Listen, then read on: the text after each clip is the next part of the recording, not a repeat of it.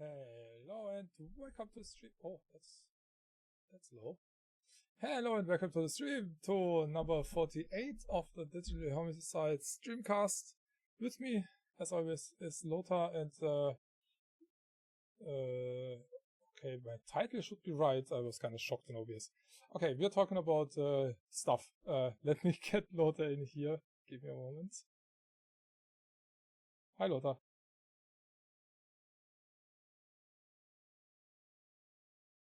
I hope that was not loud on stream. I cannot check, so. Okay, I need to change the quality of my camera. Again, not that I set it up earlier, but yeah, it's always the same. I don't know why. There we go. Okay, hi everybody.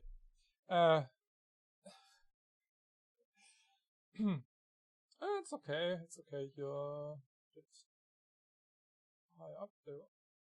Alright, it's gonna be interesting because this is a complete new setup. That's the reason why I have this in my ears, and Lothar is listening to me on this mic. And Discord is installed on my stream PC, so I cannot look on my game PC anymore, so now I have to look down, but hey, it should work. Oh, wait. No, wait, actually? Oh, wait, I do have to take something in here. Okay, say something, Lothar. Yeah, okay, that worked. Yeah.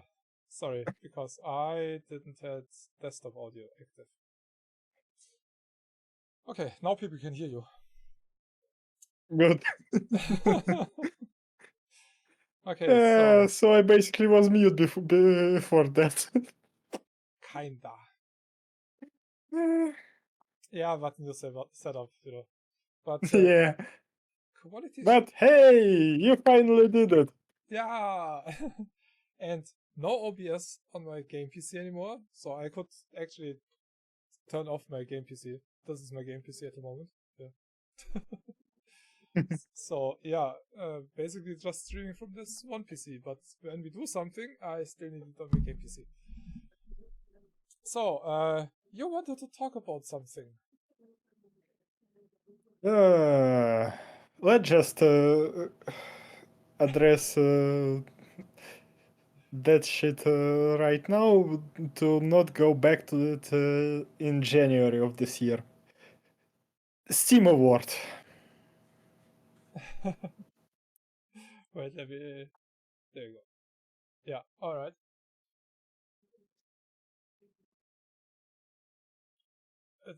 The stage is all yours.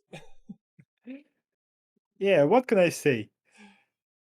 You know that because of some specific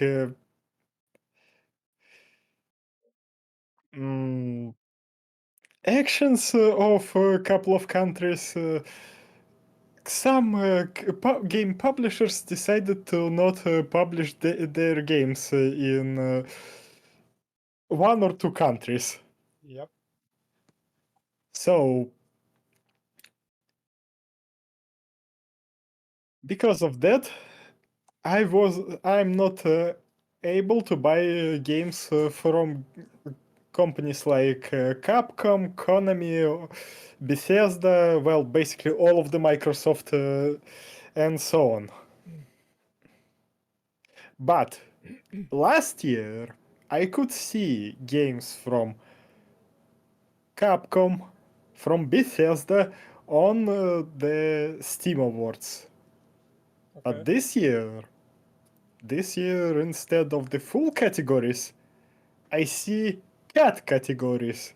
Like, not all of the 5 games that you could vote for, but only 2 or 3 sometimes. Yeah, so the ones that you could buy, basically.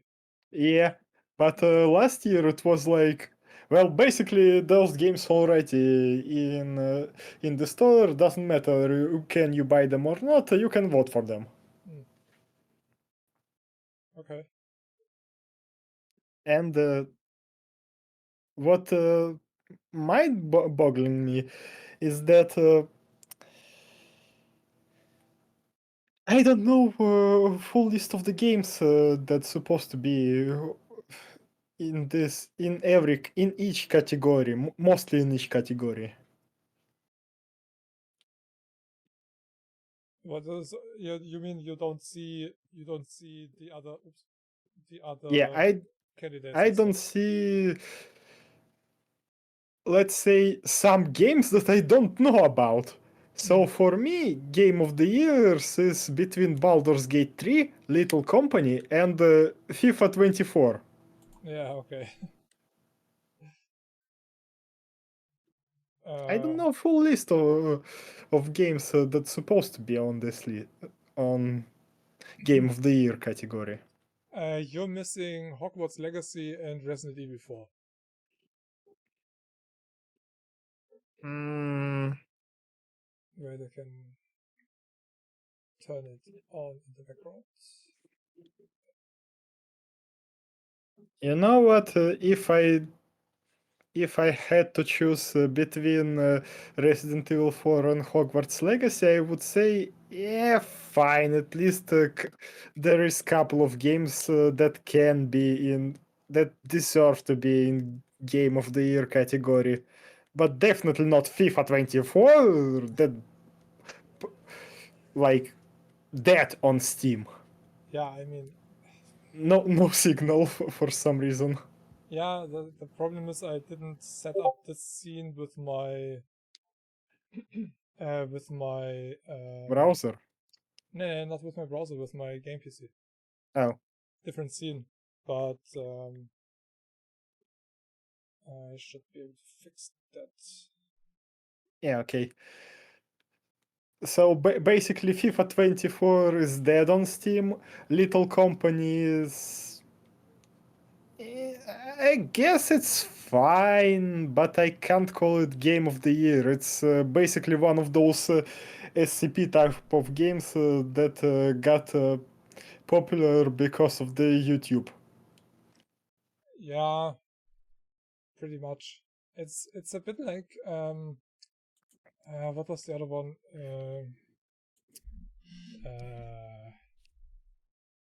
Shit, there's a VR version as well, and they started Backroom.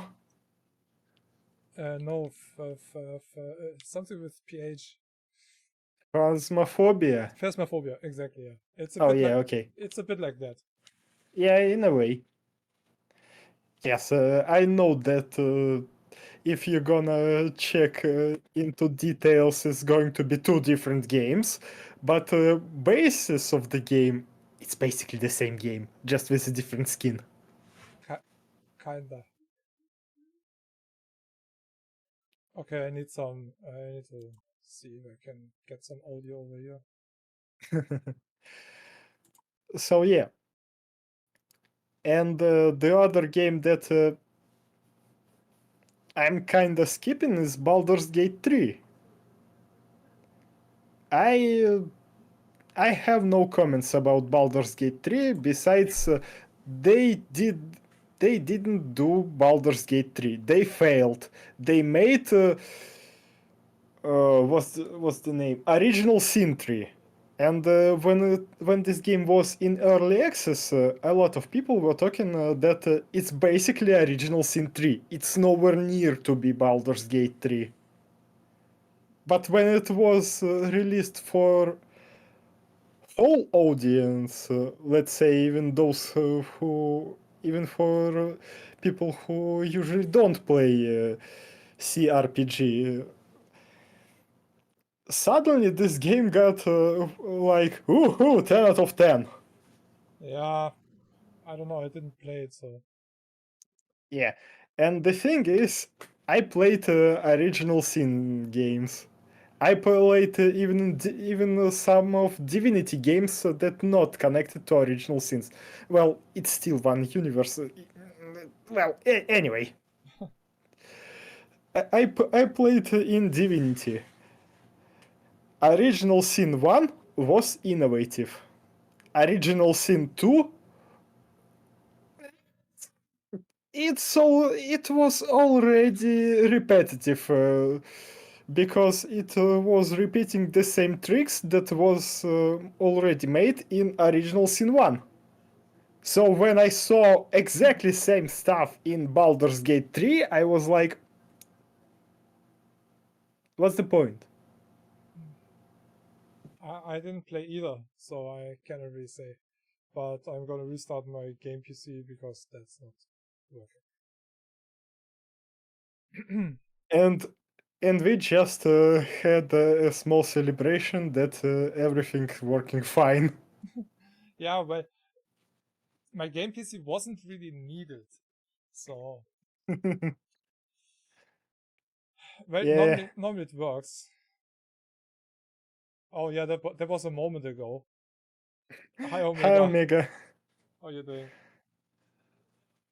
That was just a moment ago when I switched something.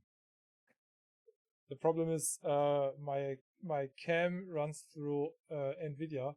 That's also the reason why you cannot see any green screen artifacts or so, because RTX works really well. So yeah, this setup is completely different. There's no OBS running on my game PC anymore. But the thing is, audio and video is transmitted through my soundbar, so that wasn't fully active, I guess, and yeah, that was the problem. So We are still learning.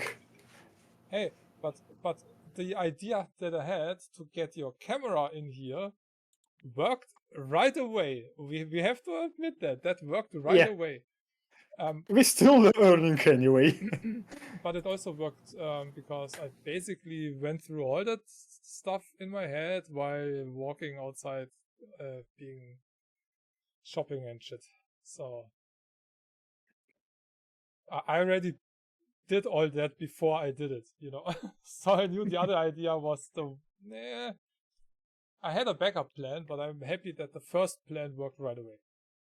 Okay. Yeah, I'm happy as well. So let's see if the frick.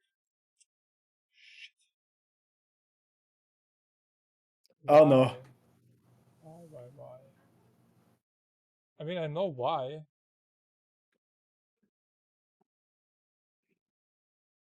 But I don't know why it doesn't work now. It should work. Huh? Ha! Ha ha ha ha! I fixed it. Hey, good. So, I still can't see it because of this. yeah. Yeah, I can see it. Takes a moment. Okay, I need to change the size and stuff. But hey, new setup and it kind of works. So. At least now it's fixed.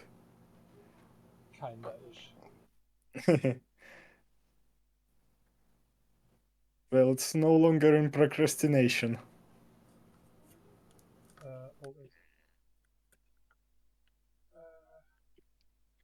Yeah, I need to cut it off. Yeah, keep talking. You can talk without me.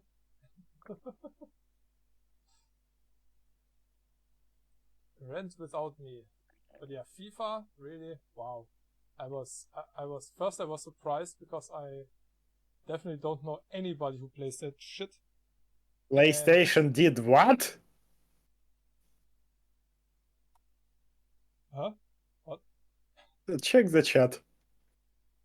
What do you think about PlayStation giving the Game of Year prize to Marvel Spider-Man 2 in a ceremony made by themselves?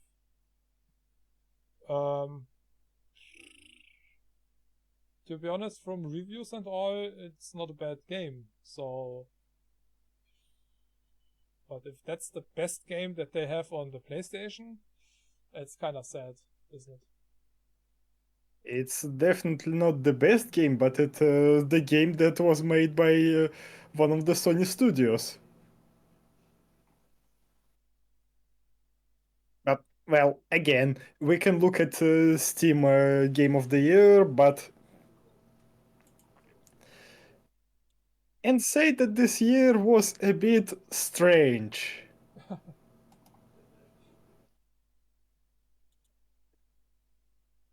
Ah, god damn it! Uh, I'm trying to find the results for this PlayStation show. Okay, there we go. I think I kinda got it now. Hella. They did their own gala and give themselves a prize. Yeah, well, then it's the Sony award. That's legit. Why not? I mean, it would be the same if Xbox would do the same for Xbox. I don't see the problem. Where's the problem? I mean, if it's a company like the Game Awards, yeah, I mean, the awards that Sony do, they have to do with their numbers, I guess. So most Well, we played, already skipped Game Award. most played time, most sold copies and stuff like that. So I don't have any problem with that. Nobody cares for Sony anyway. I mean, well, yeah, for some reason they managed to sell more consoles this year, but I know more And people who play on the Xbox than on the PlayStation. so yeah, now we can see Game Awards on the background. Yeah. And by the way, I didn't vote for any of the categories in Game Awards for Steam. Oh, I did. Yeah, but I was considering voting for FIFA 2024 just for the laugh of it, but then was I like, nah, that that's too freaking shit. You heard a little voice in your head. If I do that, I get digitally slapped by Triton, so I should not even consider that. Oh, wait a sec, why is that so? Oh. Huh? Wait, what did I do now? Why is that? Huh?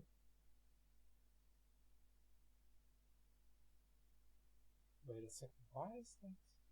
No, what the heck? I changed the wrong thing. What the hell? What did you change? Oh, I see. What just happened? Yeah, but I changed something different. I changed this here. Huh? But why is... Okay, I have no idea where the background is.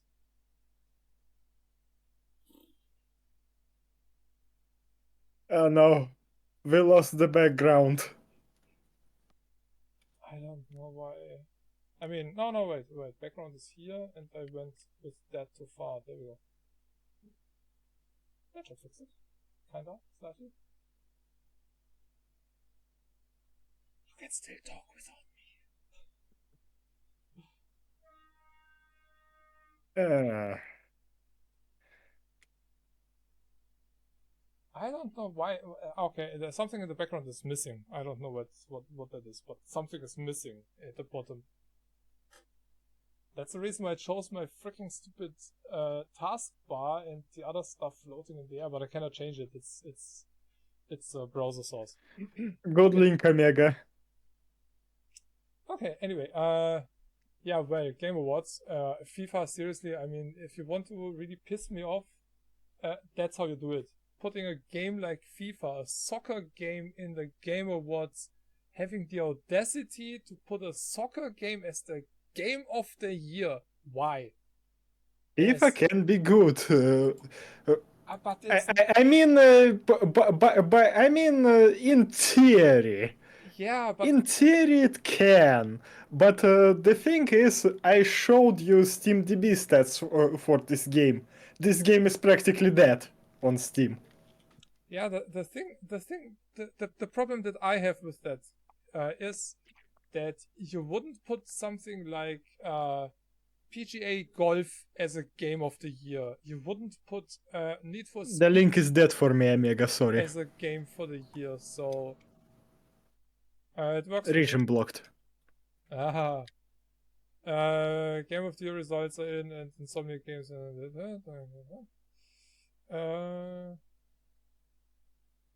Oh no, I'm out of the screen. Yeah, well, those are the PlayStation Game of the Year awards. So totally legit. I don't know what the problem is. So where's your issue, Omega, that they did their own awards? I don't see any problem with that. Huh? What happened now? Oh, I don't know, you just lost me. Yeah, I cannot open a browser and stuff on the same PC. That's not working.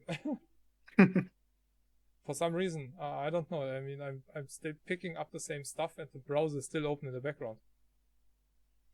Okay, well, I couldn't open it here because I don't have. Ah, yeah, right. I forgot to open a browser here. That's what I was missing. Well, yeah, so anyway, FIFA 2024 on Steam practically dead. Yes, I know it's called Football Club or something like that, but it's FIFA. EA made FIFA for all of this year, all the time. Yeah, they don't have the license anymore. I don't care, it's still FIFA. Yeah, it is. Yeah, Omega. Like I said, I don't really mind. I mean, they can totally do that. Totally legit. And I just a bit puzzled about it because I saw stuff like on PlayStation.com, PlayStation Awards for 2023, and I can't see. Oh, I can't see Spider-Man 2 here. I sent a link to the Triton, but I'm not sure if he can show it or not. You said 2022. 2023, yeah. I don't know. I cannot open it. If I open it, you're gone. That's the problem. I mean, Yeah. Chat, We still need to figure it out. Yeah, but again, yeah. My opinion is I don't care. It's Sony's legit thing to do their own awards. And since I don't have a PlayStation, we're moving on. Because that's not the topic we can talk about. I have absolutely zero idea about PlayStation, and well, you got my opinion. Besides that, I really don't care about PlayStation. Okay, VR Game of the Years. Well, same thing when I said when we were talking about our nominations. I don't have VR and I voted for planes because planes are cool. Well, wait, what? You voted for what? No, you mean Nominated planes. Your nomination, yeah. Yeah. I nominated. What did I nominate? I don't remember what I nominated. I didn't really play much outstanding VR games that came out this year or so. You have a PlayStation and you like it. Yeah, that's totally legit. I don't mind. I don't mind, but I don't have more opinion about that. I don't like Sony for several reasons, and I don't more know than about one, to be honest. Yeah, but yeah, no, it's not a topic I can talk about much, so that's why Yeah. we're moving on.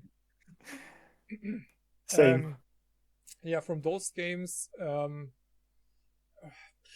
I went with I Expected to Die because I still want to get that. I played the first one. I still don't have the second one, but I Expected to Die is a fun game. It's a fun VR single player game. You don't need other people for that. F1, I'm kind of surprised that it even has VR, and that's the one reason that makes me interested in playing a Formula 1 game now. Because of VR.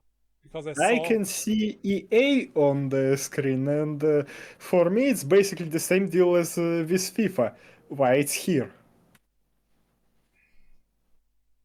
Well, it's a VR title, that's why it's there. And if the quality in VR is close to what it is in the non-VR version, then it's freaking epic. I mean, I played VR race games, and I've seen in the pandemic they had Formula 1 races on TV. They played them in the game, or they played games, and I really had to look at the TV and I'm like, wait a second, that's not real. That's a freaking game. It took a moment because it looks so good, and that was a few years ago. And with the quality now, and they had awesome setups at home with 3 monitors and shit like that, real nice race setups at home. Yeah, I saw really nice race setups. Those setups are freaking expensive. You can try. I think they should work since everything is connected also audio wise on the Stream PC, and alerts go through here. Although I'm not sure. I'm sure that my sounds should work. Yeah, those sounds definitely work, but I don't see the fart linked in there, so it might not work. That might not work. But let me try. Doesn't cost me anything. Nah, I don't have it linked. That's a problem. I don't have the source in it.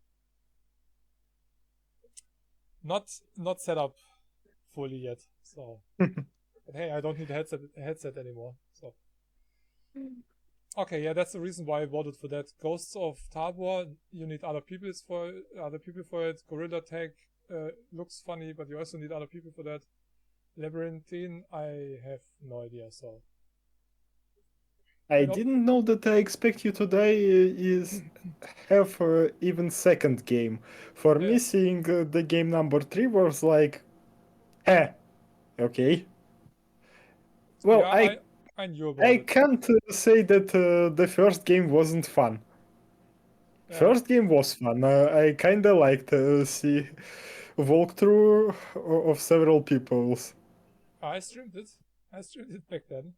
It's a fun game, and that's the reason why I think that the third one is as much fun, because well, it's a different take on escape rooms, and always with a funny twist and a funny narrator and all. Okay, thanks Omega. Enjoy the lurks. And I see that chat is too high up. Oh yeah, it is. Yeah, again, I had it set up differently. Most of the stuff came from a game PC. So, but it's working. Hey, it's working. Yeah. And this time, I'm not a ghost. No, it works actually pretty fine. And the same for me. Only sometimes, depending on the color of my monitor, you see it here flickering a little bit, the black, between the black and the green. But otherwise, quality looks pretty damn good, I have to say.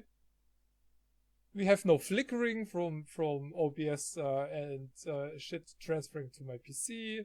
That's full 4K would be possible. So yeah, I like it. Yeah, and I'm not flickering, not lagging as well. Yeah, it was just a little bit on the side, but that's gone now. Okay, moving on. Labor of Love Award. I finally could give them my voice, because For me, Labor of Love contain only 4 games. Okay, what are you missing?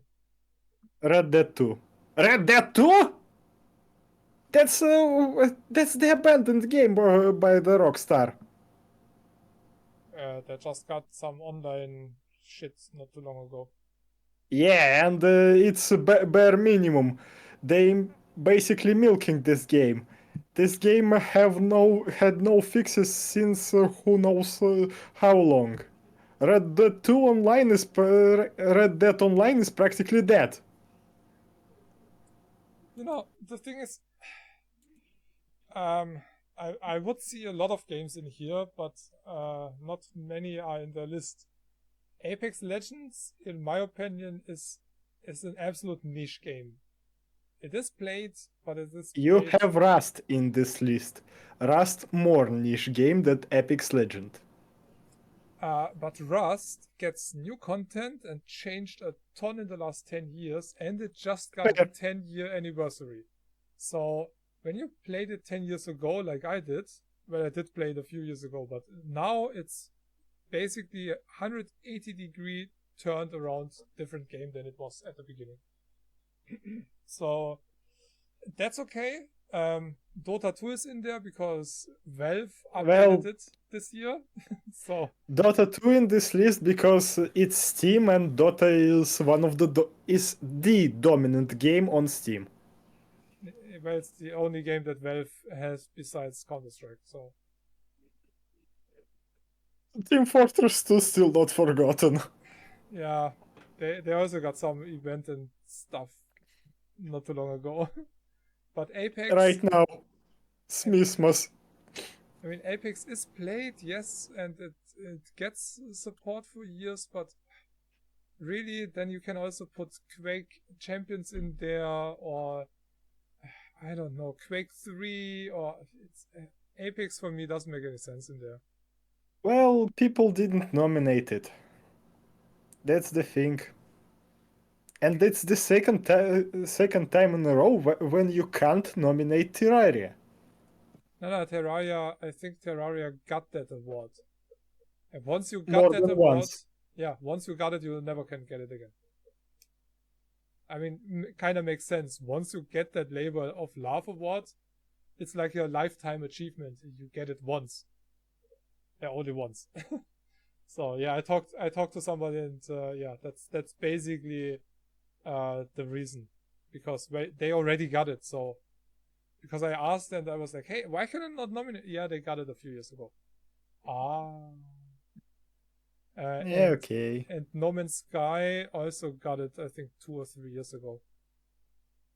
So I'm I happy. I think No Man's Sky got this award actually last year when they wasn't competing with Terraria. That could be, yeah. Well, for me personally, it would be Deep Rock Galactic or RoboQuest. But Dota, I know one person who played it 10 years ago, but not really. I don't know anybody who plays it. I tried it back in the day, and it was for a noob. It was one of the worst ways to get into a game. You couldn't get into the game. There was no tutorial. There was nothing, and the community was just like, get good. So yeah. Community still like that, but it's not like get good. It's like do your work or get the fuck out. Yeah.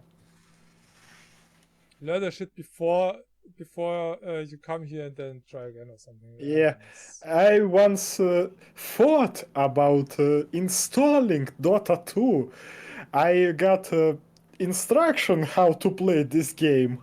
That's before they made barebone tutorial for this game. So I read like first 2 pages of the instruction of this game before heroes description and what their roles, and I was like, thank you, I don't want it. Go fuck yourself. Don't talk to me again. Yeah, it's basically like trying to play a game, any game in the Dungeons and Dragons universe without any tutorial. Just yeah, here, that's you. That's a 20-sided dice, or however many sided. You roll the dice, or you get it. Yeah. I mean, the roll book is like this thick and like 50 years old. At least in D&D tabletop, you have friendly dungeon master who will kill you no matter what. Yeah, exactly. And Dota is one of those games where you actually you need somebody who kind of takes you under their ropes and tells you, hey, if you do this, do that, do this. It's a bit like, well, I did play League of Legends then instead of it, because it is kinda similar, and that entry is much easier. So that's also the reason why I think that way more people play LoL than Dota. I started to play instead of Dota Team Fortress 2. Yes, start was also rough because Valve made tutorial only for 4 characters, and it's a bare bone tutorial, basically like Here's the spy, he can do this. Here's the engineer, he can do this. Here's the soldier, well, you know what soldier can do. Here's the demo man, he's confusing. And you have 5 more classes. Yeah. So yeah, I basically picked the engineer and started with that guy. But then I got into gameplay and started to watch YouTubers who play this game and basically picked their gameplay and how they playing it. But it's not Dota. It's much easier to understand. Yeah, and it's a shooter and different roles and stuff, so. Yeah, and if you played classic games like Quake, you at least heard about things like rocket jumping Yeah, true. and bunny hopping as well. Oh, that's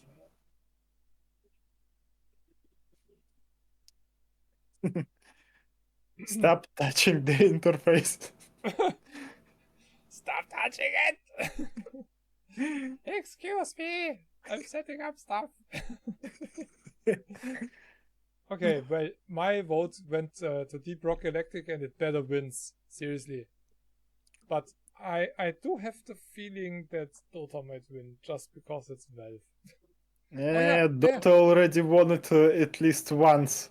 Okay, so let's start with the Game of the Year award. What do you think will win the Game of the Year award from those? Out of those games, I would say either Resident Evil or Baldur's Gate 3.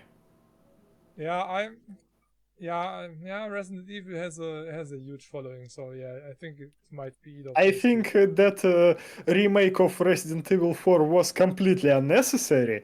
I think that cuts in the game direction in original Resident Evil 4 was far superior than remake of Resident Evil 4. Yes, presentation of real Resident Evil 4 much better than Resident Evil 4. And this is already confusing while I'm trying to explain it. Yeah, and it already had an HD version a few years ago, so. Yeah, and yeah, that's why I think that re-release of Resident Evil 4 is completely unnecessary. It was too soon, maybe, compared I to. wouldn't call it too soon. I would say it specifically unnecessary, because they tried to change this game. Resident Evil 4 already semi-modern game even for today's standard. Yes, it have better movement control, but come on, guys, you can just patch the better movement in the original game. Well, in HD version. Yeah, You made HD version for better control on PC. They could, but They money, spent money, much more money. time developing it than patching Resident Evil. Well, they did reuse a lot of textures. Okay, fair. Yeah, so I don't know. You know what is really unnecessary, unrelated to the game awards and anything. I saw that Konami is making Metal Gear again. Yeah, I saw that. I looked at this and I know that PC ports for Metal Gear Solid 1 and Metal Gear Solid 2 exist. Even Metal Gear Solid 3, if I'll try to look really hard. So those 3 games already was ported on PC. As far as I know, all Konami did, they took those old PC ports and reported them again. Kinda. You basically get the original games, including all the flaws that they had, the same FPS, everything. So they basically emulate the originals in their own. Just get the original and a real emulator, and it works 100 times better. You get higher resolution and everything that you would expect from an emulator. Yeah, and PCSX2 released like 5 or 6 years. There's already a lot of reconfigurations that Yeah, and you get nothing work. like that from that collection. Nothing. Yeah. No high And by the resolution. way, I have, for example, I have Metal Gear Solid 2 and Metal Gear Solid 3 on PlayStation discs. And I have a DVD drive. I can just put those in there. All I can do and use emulator with Yeah, some whatever you ISO do, file. don't Yeah. pay Konami for that shit. Because they have nothing else anymore. It's there will be no more Metal Gear that is in any way important for the gaming history. Kojima is gone and he took Even everything with him. even if we cut out Kojima of the equation, they rebooted Silent Hill universe. Well, they tried to make a new Silent Hill interactive experience. Well, that's still on well the Silent Hill remake that I know about is on break. I'm not talking about a remake of the first game. I'm talking about their try to rekindle interest in the series. Basically, interactive stream. Okay. Uh-huh. So it's basically episodes that last 5 to 10 minutes, and you have to make a choice in the end of the episode. And depend on community choices, the story will go one or another way. Great thing. You have only two options. Good thing that there are no trolls online. Even trolls not interested. People already burned this interactive experience when it was released. Yay! Okay, well. Konami still continue releasing it. Wait a second.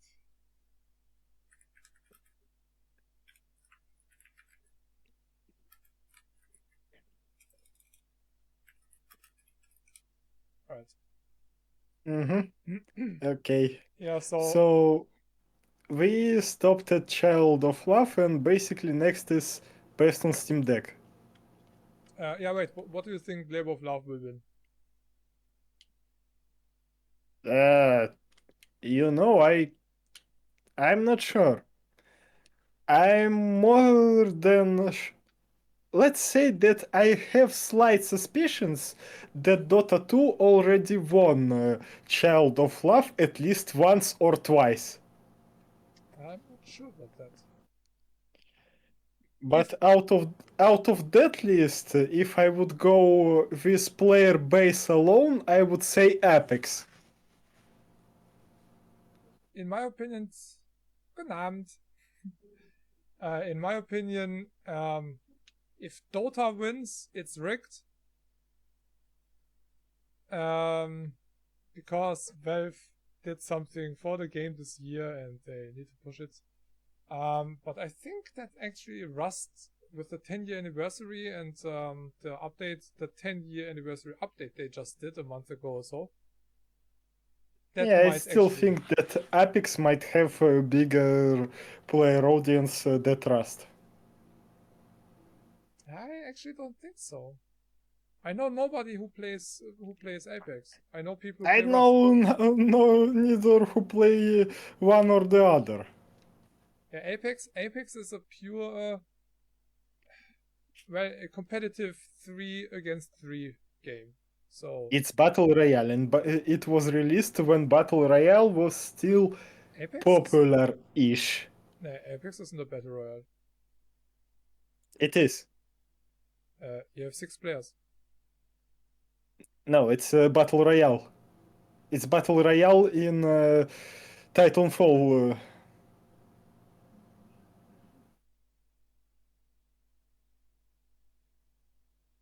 Did they change that?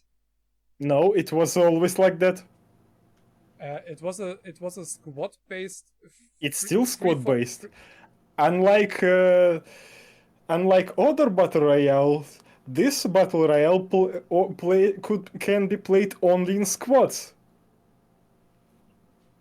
Yeah, but you don't start with 100 people or something in Apex. Well, not 100, but still, it at least 20 groups 3 by 3. Nah, when I played Apex, it was squad against squad. It was basically Counter-Strike in sci-fi.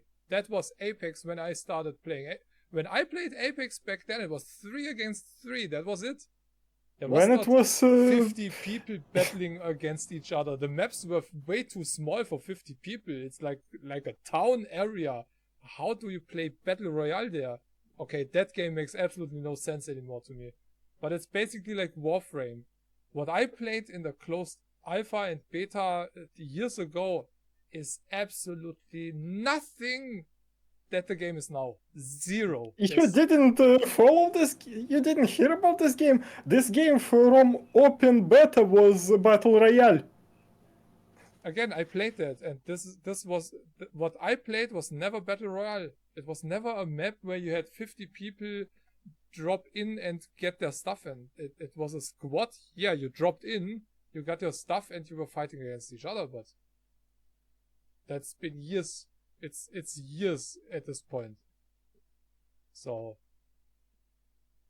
I know it plays in the Titanfall universe, but that also makes absolutely no sense to me. People already had funerals for Titanfall when they learned that the Apex is Battle Royale. Well, there are no Titans in it, so in my opinion, it has nothing to do with that universe at all. Nothing. Besides It tied to Titanfalls because of the money. Yeah, but if you look at that, there's nothing that says Titanfall. Zero. Yeah, it's just some. And they took from Titanfall. I would say that it's basically a copy of Overwatch with style of the characters. Yeah, kinda. But the funny thing is, they took from Titanfall what people didn't like in Titanfall and made it another game again. It's kind of stupid. Parkour. Yeah, parkour. That's the only thing that's from Titanfall. The wall running and I think you have a grappling hook, but that's about it. When I heard, hey, yeah, that's in the Titanfall universe, I was, huh? Where? How? Where are the Titans? Why? Yeah, Titanfall. I mean, it kinda has something in it. The Titan that falls down. That's the Titanfall. Where the fuck is the Titan? I don't know. I just installed Titanfall 2 not too long ago, and I tried it on my PC. Obviously, it runs like hot butter.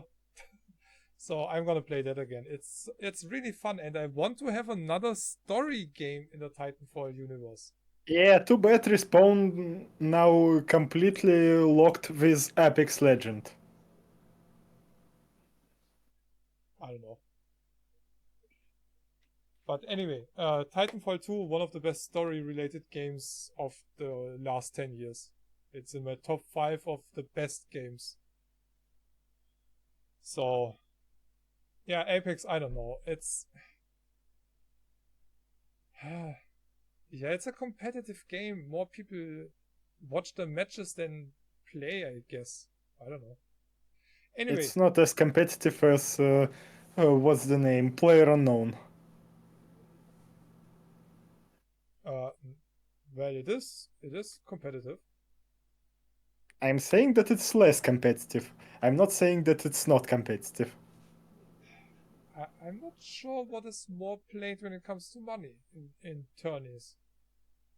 Oh, when it comes to tournament, Apex should have more legends, more money because of the EA.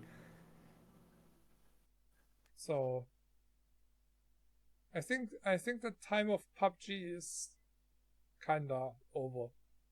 It was over when Yeah. Fortnite was released. Yeah. At least on PC.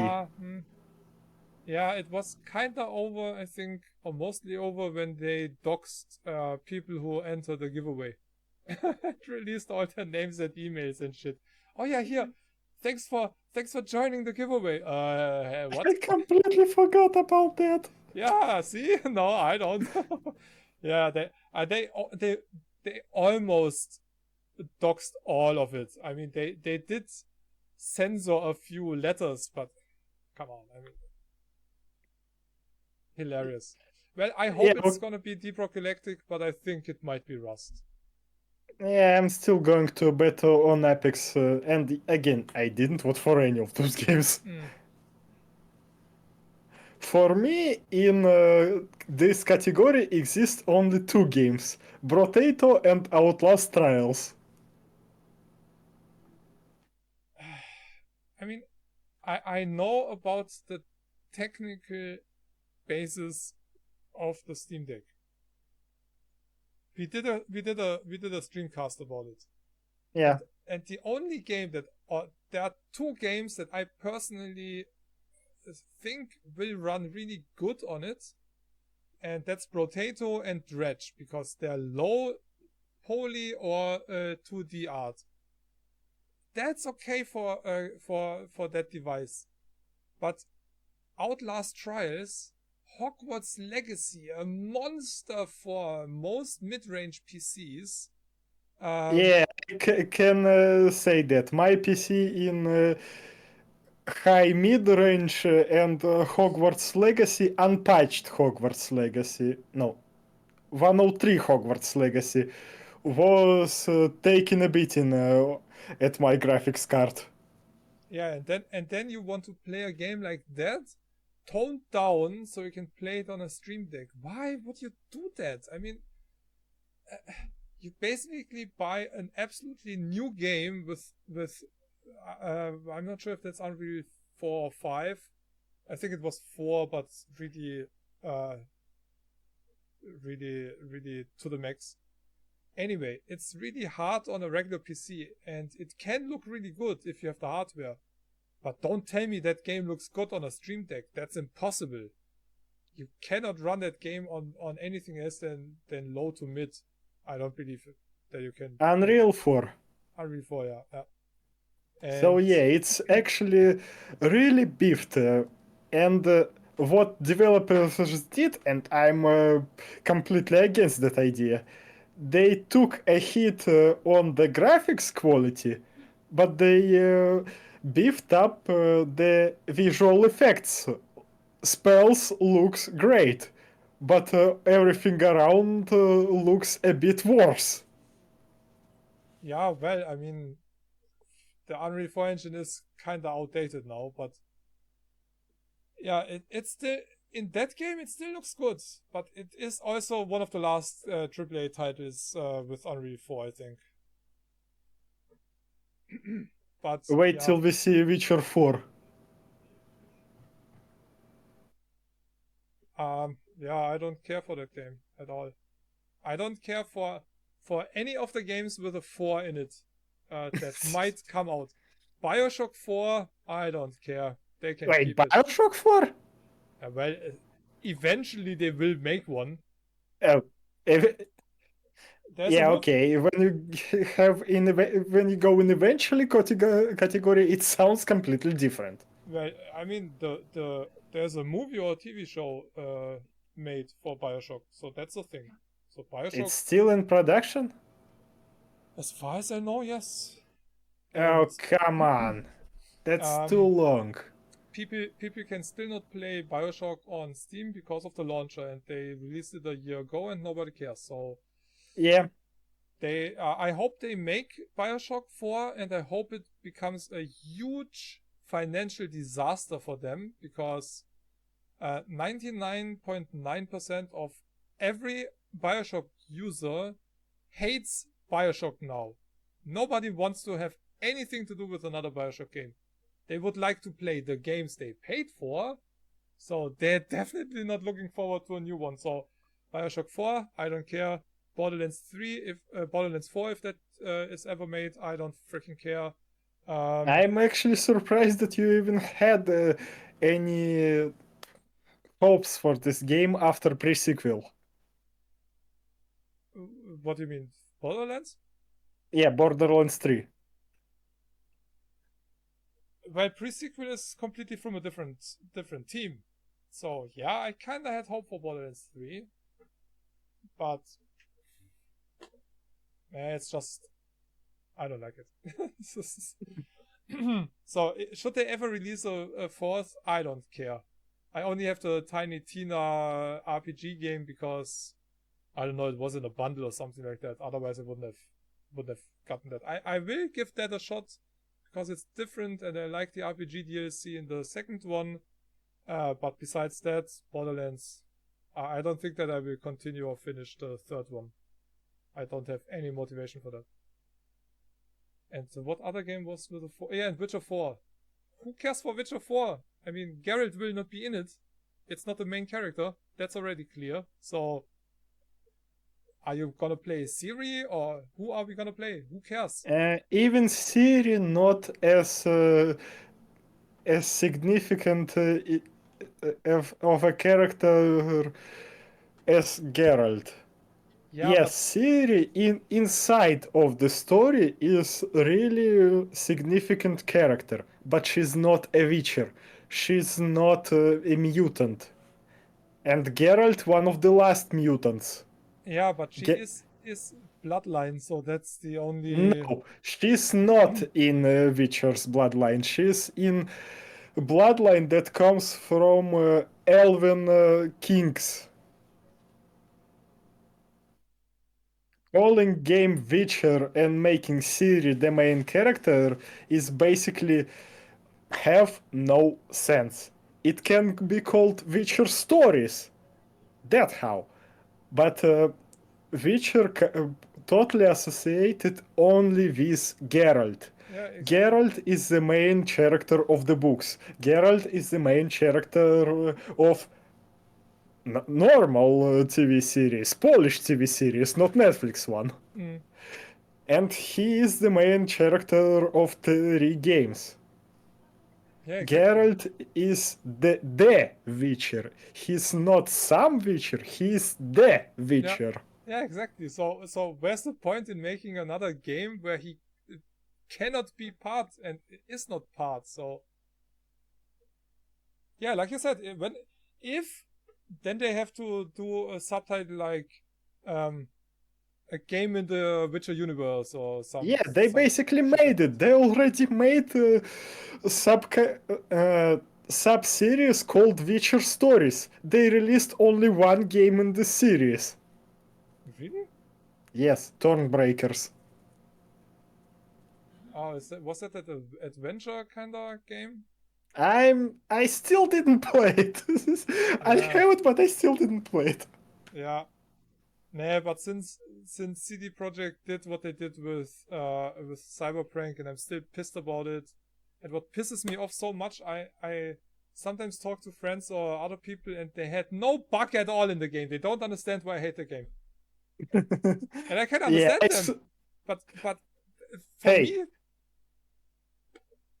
they just killed it. I mean, I told you that I also didn't have a lot of bugs in this game. All bugs that I had, I showed on the stream in my clips that I sent to you. Yeah, it's I don't know why it hit me so hard, really. Of all people, me.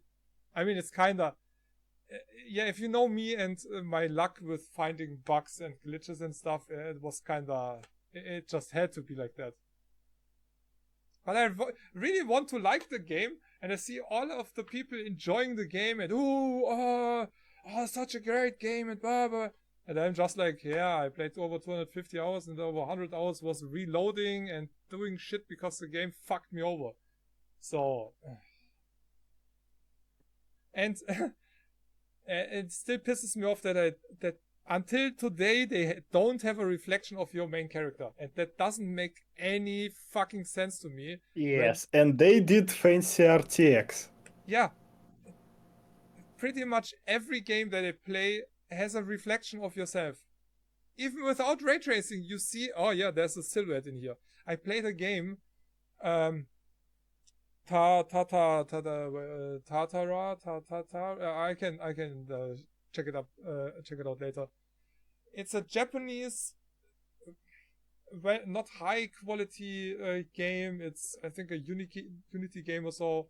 You're a detective and you have to find something out about a murder, blah blah blah blah. But in your apartment, where you start a game, you can turn around, do a few things, take 2 steps, turn to the right, and you look into the mirror in the bathroom, and it works.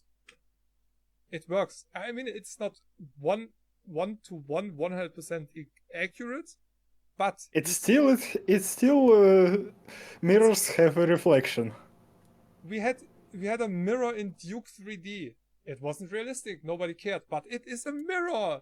It's possible since the 90s. And then a game comes out that claims to be the best looking ray traced game. And I have to push a button for a mirror? I never in my life, in 48 years, saw a mirror that I had to push a button.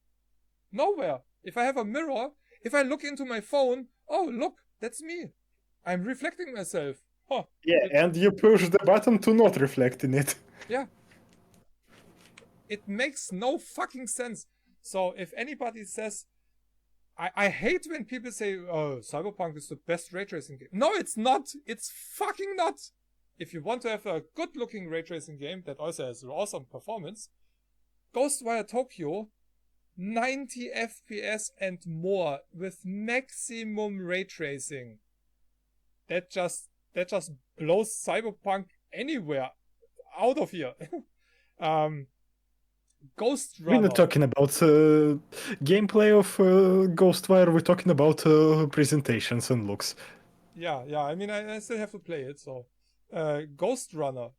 90 minimum FPS with maxed out ray tracing. And oh, you reflect yourself. Surprise. Control. A game I still have to give another chance.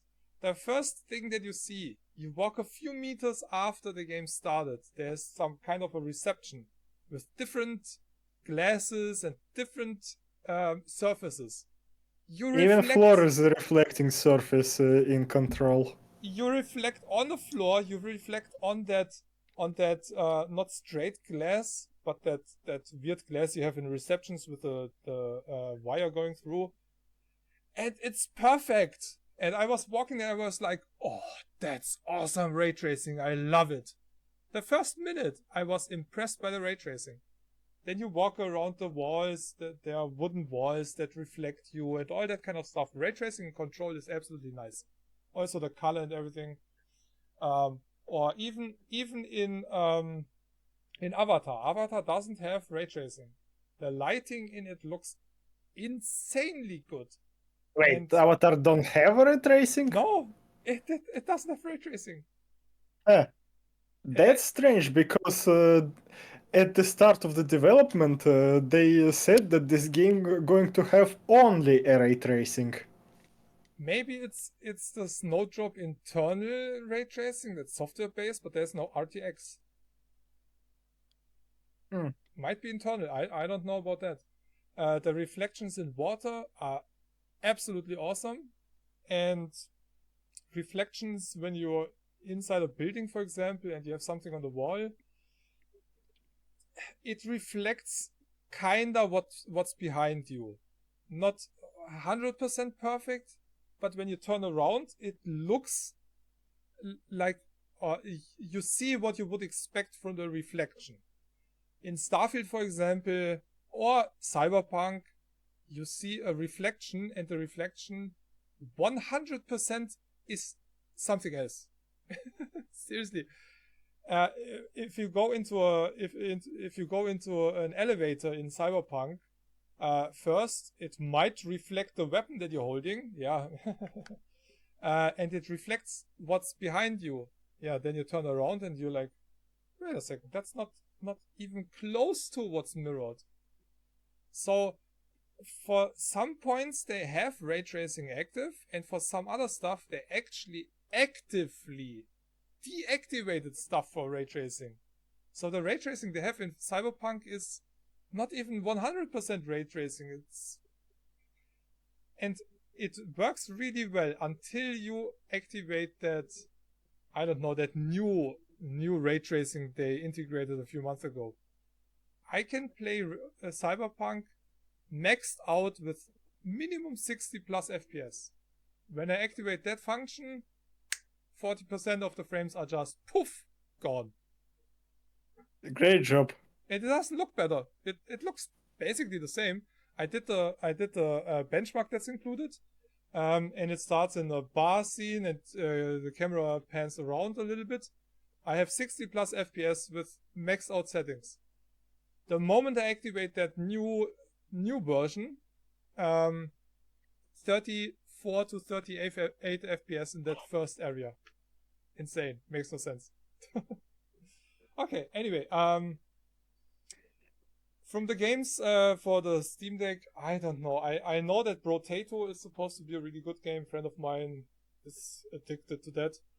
And that I personally would play a game like that on the Steam Deck. Because it's a twin stick shooter. The deck is totally perfect for that. The other games, I just don't see the performance being enough of the Steam Deck to enjoy those games as they were meant to be. Diablo, maybe Diablo 4 definitely not. Diablo 4 already too demanding. Yeah, and then you have it even smaller on the small screen, and yeah, I don't see that. Dredge and Brotato, those two. The others are, in my opinion, just too much.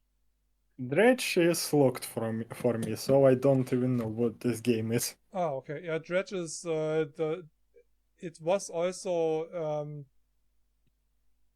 how do you say that? Well, a lot of streamers and all played that. It's an indie Fisher game, but with a bit darker story and darker. Oh, I now I remember Cthulhu mythology or something like that.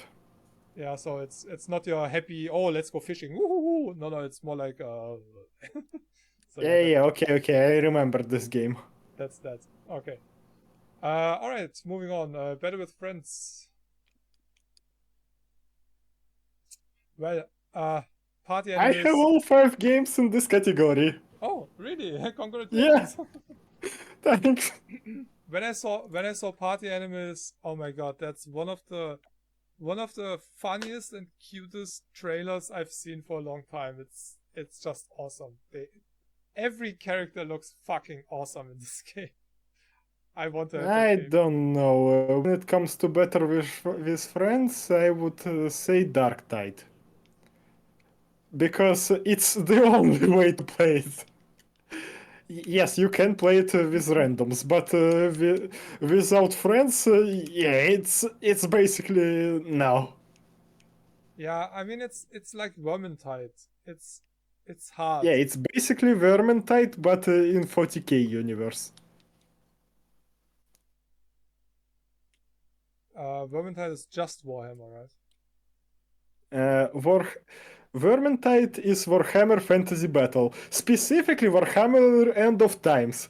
And yes, Warhammer Fantasy Battle is goes Eternal Empires and Time Crisis, Age of Sigmar, Reign of Chaos, and something after that. Why do you know so much about Warhammer, by the way? Are you a tabletop player or something? No, I just know about Warhammer. I mean, I know a little bit about Warhammer too, but yeah, that's yeah, no. was it you I was talking to? Yeah, I think it was a other friend. I'm not sure. I was also talking about Warhammer and also not a Warhammer player, but yeah, that's that and that's that. Huh? What? Yeah, I know Warhammer 40k. That's what I know. Warhammer 40k. Warhammer 40k also is pre-heresy, so basically Warhammer 30k. And post-heresy, basically mainline Warhammer 40k. And now in primary stage, basically Warhammer 31k. Yeah, and no wonder that barely any game in any Warhammer universe gets anywhere, because seriously, I see a Warhammer game. Yeah, I think it's Warhammer. Yeah, It doesn't work. That universe doesn't work for games. They're for tactical games, maybe. But the rest, I mean, although I do want to get, what is it, Bolt Gun, I think. That looks awesome. Yeah, Okay, Bolt wait. Gun actually is quite good. It is basically good because it have mm, mm, nods to Warhammer Space Marine and I think to Dawn of War as well. Yeah, I think Space Marine is what most people who are not too invested into the Warhammer universe, they know what a Space Marine is. So Yeah, and also Humble gave away Space Marine for free at least once. That's how I got it. yeah, really? Yeah. Okay, I just went through my library and I saw a game. Yeah, Nike expired 2021. What? Was also a gift. Okay. I do have to try Darktide again. When I tried it when it came out in Game Pass, it was unplayable. It was literally Yeah. unplayable. It's still badly optimized as far as I know. Even my card with 8 gigabytes, it's too slow for Darktide as far as I can get. Yeah, but now I don't care because now I have a powerful PC, so if it's not optimized, I don't care. You know that some games can be unoptimized, that it will die even on 4090. Yeah, I know. And something that I don't understand and that slightly pisses me off. Avatar I play maxed out with 60 plus FPS. The whole game I played it for I don't know. There's no also something I don't know. There's no stat about my playtime. Not even safe? Nah, nada. I Hmm. not in Ubisoft, not in the game. So I have to kind of have to judge. I have to think about it. Maybe around 30 hours or so that I played, and I got in a new area, and my FPS went down to 33, and I was like, "What the fuck is Okay. what is going on here?" I was playing the full game with jungle and all craziness going on without any issues. I get in an area, almost just grasslands and a few of those stone arcs and a few big trees that are bent from the wind, but no jungle, no forest, no nothing, and my frames were just gone. I was like, what the fuck? I had to use DLSS in a higher setting because it was unplayable. Just that one area where you get in. As soon as you get further into that area, it gets better again. You get back in that area, it sucks. And the problem is, it's exactly that area that you see on pictures where one of the Navi is sitting on one of those horse thingies, and you see a wide open area and an arc in the background. That's exactly the shittiest performance in the whole game so far. I was like, how? How is that possible? Seriously. And then I found one thing I'm also kind of pissed about. It's a level 20 area, so end game. And I went into that base. First, I was like, why is there nobody in here? But yeah, the entrance is normally on the other side. There are a few more people there. Anyway, I went in there and I see a staircase going up and another one a little bit further in the back. And I'm like, where are they going? They don't make any sense. And I went to the second one and it begins. 2 meters in the air, so the poles don't even touch the ground. It's just in the air. Okay, I went up and at the top, yeah, the platform just ends in. You can just walk and fall down again. Then I look to the side, see exactly the same thing over there. So they kept copy pasted those staircases. Didn't touch the ground anywhere. There have been buildings I could look into from the bottom, and then you can see through the buildings because the texture is normally just seen from the outside. From the inside, it's transparent. Only in that base. I found a few other things where maybe a tree is not touching the ground, but with the amount of stuff in the game, I would have been really surprised not to see something like that. So it kinda, well, it slightly pissed me off, but it also kinda made me happy because otherwise it would have been too perfect. Avatar is, besides a few glitches like that, graphical thingies, I had no game breaking bugs or anything like that. I don't remember typos. The performance is awesome. It looks awesome. It's definitely the best AAA title of the whole year. That's my game of the year. Now, at this point, but it came out too late for the Game Awards. But in my opinion, RoboCop and Avatar, best games and best usage of a license for a long time. Best movie tie-in games. Yeah, definitely. And one of the reasons is you don't play anything from the movies. It's just related to them. And Avatar was made completely with the production company of the movie. So everything you see in the game is canon. Everything. The language is, you could play it in Na'vi language. The language is correct. The way they pronounce words and everything is done with the person who created that language. So it's pretty crazy, and it should be more successful. And I don't understand the reviews. The reviews make no sense to me. I read 2 reviews, and I think they only played the first 10 hours. It's otherwise it makes no sense. I've seen so many different biomes and so many different areas. There's no copy paste at all. Not one base looks exactly like the other. Not one. So I don't know what they played. And talking about character development is not deep enough. There's like hundreds of pages of lore that you can read. If you want to get deep into characters and know what's going on in their head and whatever, hey, go in, read. It's all there. So I can't criticize storytelling through notes and something like that because I'm playing in Dark Souls.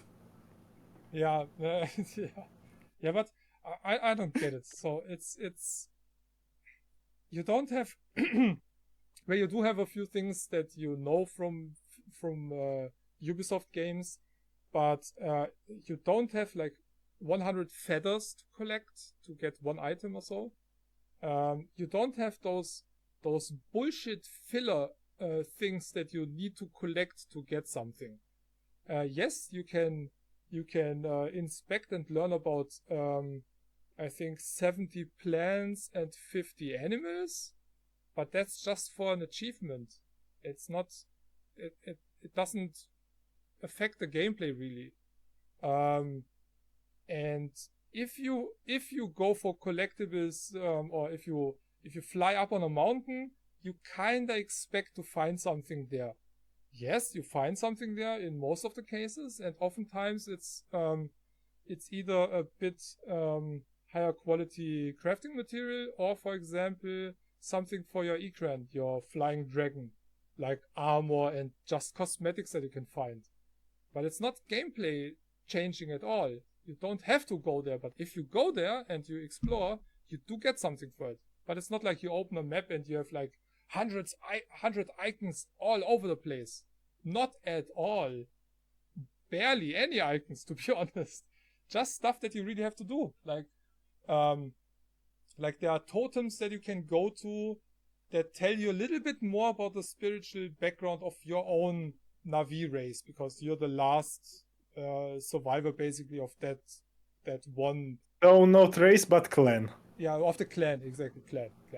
So, but you don't have to do them. I mean, yeah, they're side quests, but they're all optional. So, I really don't understand. It's nothing like Far Cry at all. Zero. It feels more like Assassin's Creed, but without all the collectible bullshit, like a flag here and 100 feathers over there, and the store that's included, there's not one item that gives you anything else than cosmetics. So Let's hope that they won't do something like time savers and some Impossible. booster packs. Yeah, impossible. There's it doesn't work. No. You can only buy cosmetics, nothing else. In Assassin's Creed, for example, you can buy stuff that gives you perks, like a weapon that gives you healing when you kill an enemy, for example, or something like that, or freezes an enemy or some bullshit. The only thing that I saw, there is an Ultimate DLC that's included in one of the more expensive packages for Avatar. That gives you a special weapon. But that's it. That's the only thing that I know that gives you a weapon. But if it actually does more or not, I don't know. I just read it in the Ubisoft store that there is the Ultimate pack gives you some armor, but it's only skins and cosmetics.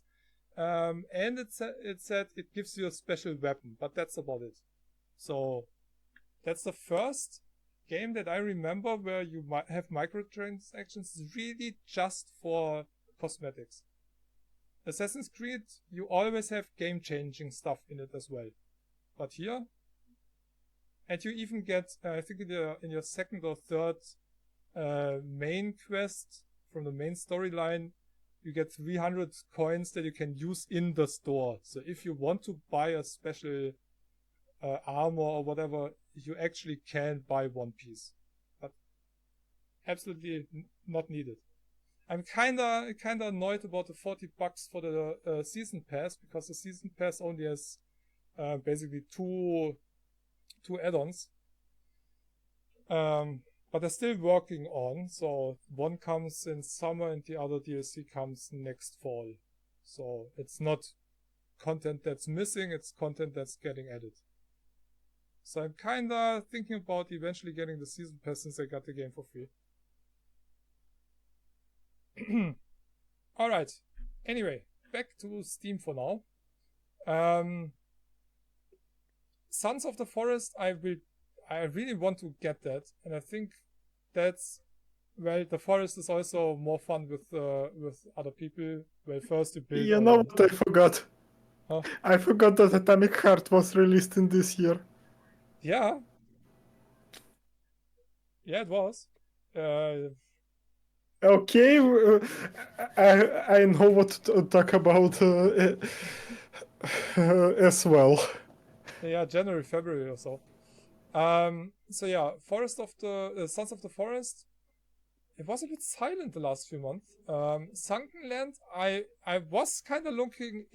I saw Sunken Land in Let's Game It Out. If you know what's Let's Game It Out, so you know what it is.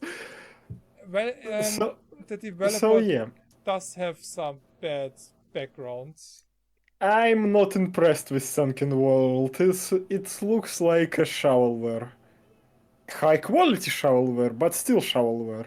I mean, it was fun what I played, but then then I heard about the developer through Mellow and Post, and I'm not gonna touch that game again until that's somehow resolved or not. But I'm not gonna promote that shit anymore. Yeah, Little Company, well, the thing is, better with friends. Little Company is basically like, unlike Dark Tide, is impossible with randoms. Yeah, exactly, and that's the thing. In my opinion, this should be a category where you have single-player games with co-op mode, not co-op-only games, because they can only be played with other people, and obviously, it's better with friends than with publics. But yeah. There should not be a single-player game in there. There should be. But with that logic, we can also say that Dota 2 is better with friends, Counter-Strike 2 is better with friends, and fuck it, Call of Duty is better with friends. Well, yeah, every squad-based game is better with your friends because. Oh yeah, Ready or Not as well. Huh? What? I forgot about spiritual successor of SWAT.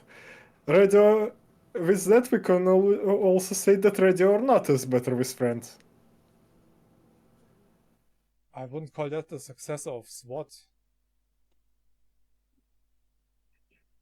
I mean, But I still remember how it was but now we're talking presented. about I games that didn't are play not it even. yet.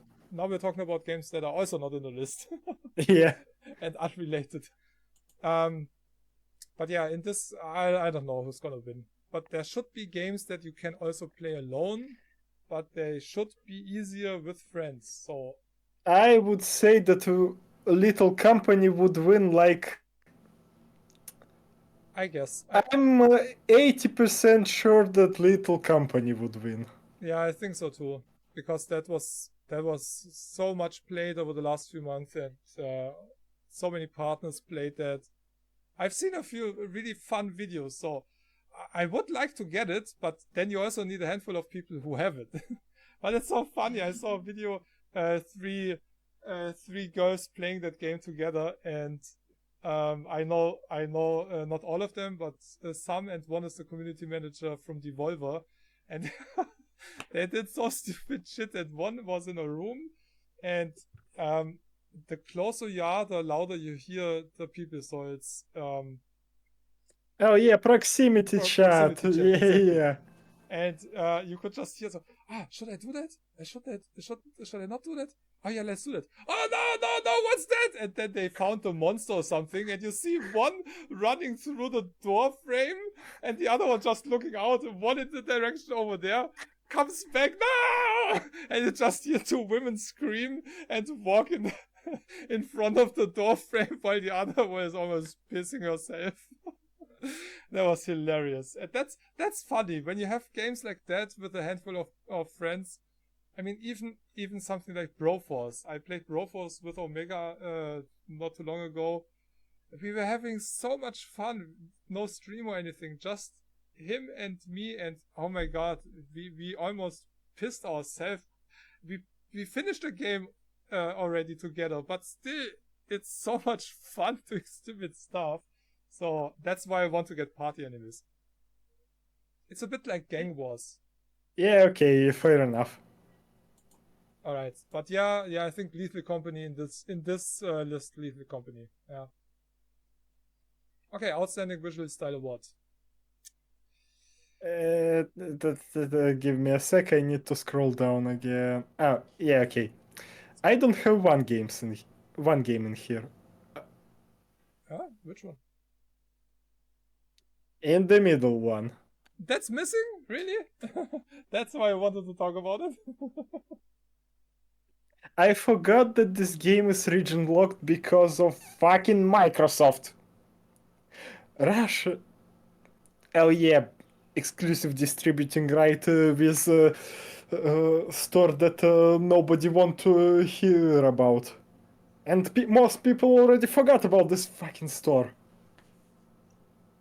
Isn't Atomic Heart from a Ukrainian developer? No. No? A really Russian one. Yeah. It's so weird. As well as Rogue Trader. You can.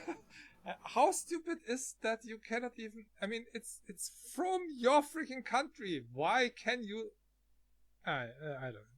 Because they made a deal with some cunts in one social network company who decided that they want to sell video games. Atomic Heart's still the biggest and the only game on that store. Excluding F2P shit like World of Warships and whatnot. The fuck? Yes. Atomic Hearts is basically the only game on that store. And that was in February. Right now we're in December. They still don't have games in that store. If I would be the developer, I would be so pissed. Because seriously, I mean, they basically cannot make money over there. Developer was more than pleased with the release of Atomic Hearts because what was it? Game Pass downloads alone already was enough to cover the development cost. Okay. And yes, I can change my region to Poland. I played Atomic Heart with Game Pass. I still need to continue it, but I don't know. I let's say that I was like, it's better than I expected. But I don't want to replay this game at all. Yeah, I've played it for several hours, but we talked about it already. The fights are kinda I don't know. I when the Yeah, level architecture is harder than the enemy. I mean, yeah, I know what you're talking about. yeah. By by the end of the game, I had at least 5 full magazines for AK, 10 full piles of shotgun buckets. I guess I had at least 9 magazines, full magazines of the pistol ammo. Oh no, full stacks of pistol ammo and whatnot. Oh yeah, I had a rocket launcher and at least 5 rockets. Okay, so we overpowered. You were overpowered. Okay, I need to play the game No, again. I wasn't overpowered. No? I had barely enough power. Oh, really? Yes. Okay. And that was pre-final boss. Final boss just died. Well, one Twice. one thing that I really liked in the game, and that is one of the things that also kind of motivates me to play again, and also kind of makes me interested in the DLC, is that naughty vending machine. Oh. I remembered something about this game that. Oh god.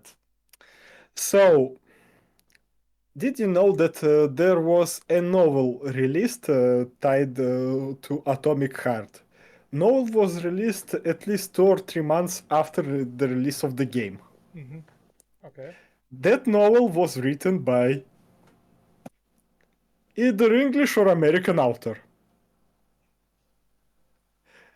Can you guess what that motherfucker did? Can you guess what this absolute cunt of a human meat did? Nah. How would I? So, have you heard the thing? Have you heard stuff like brown plague? Yeah, when it comes to World War II? Yeah. Yeah. So yeah, brown plague is basically the definition for Nazi. Yeah. In Atomic Heart, brown plague is basically a biological weapon that was developed by Nazi to kill Russians, well, Soviets. Mm-hmm. In the book, can you guess who developed the brown plague? Just a wild guess. Author either from England or America. Just a wild guess. Yeah, well, the brown plague was a German thingy, or it's related to Germans, so I would say German. No. By the book and officially non-official lore of the game, brown plague was developed by the Soviet Union. Ah, okay. Yes. So Soviet Union released brown plague to kill their own population to almost get extinct to justify war against Germany. That doesn't make any sense. Yes, that's why it's officially unofficial canon. Yeah, But no. this book was written with the blessing of Microsoft. This book was released after it got through all of the censoring and editing from Microsoft. So Microsoft turned already weak story that already had anti-Soviet notes in it into pure anti-Soviet story. So you basically playing as a bad guy. Everything that happening in Atomic Heart against Soviet people is justified. Why isn't the person who wrote the story of the game the person who wrote the story of a prequel or so? I don't know. I think that book was commissioned by Microsoft. In Yeah, my but opinion, Microsoft commissioned this book because of the potential backlash that, well, not potential, a backlash that they got for glorifying Soviet Union. yeah, still kind of weird. I mean, you should at least talk to the people who were responsible for the original. I mean, it's And funny thing is, this book was released in Russian as well. So at least somebody looked at this book and said, "Yeah, it's all right." yeah, that's. I mean, uh, yeah, I don't know. It's yeah. I, I sometimes just don't understand our world anymore.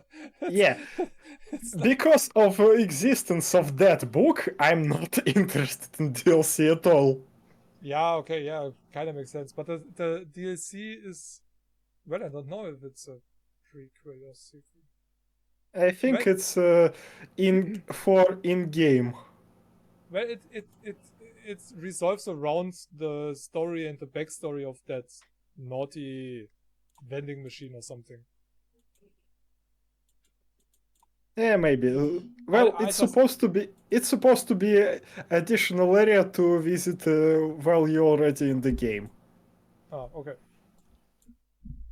Well, at least I don't have to start the game again to get there, unlike Cyberprank. Yeah, and even if you start the new game to get to the DLC content, you still have to get to the DLC content. Yeah, you have to play a few hours. It's.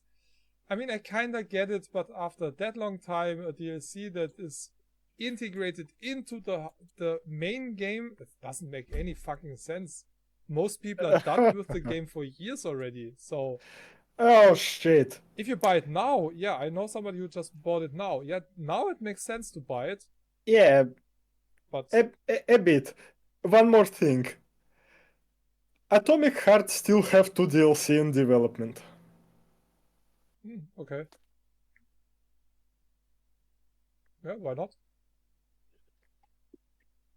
I mean, the game came Somebody out. already paid.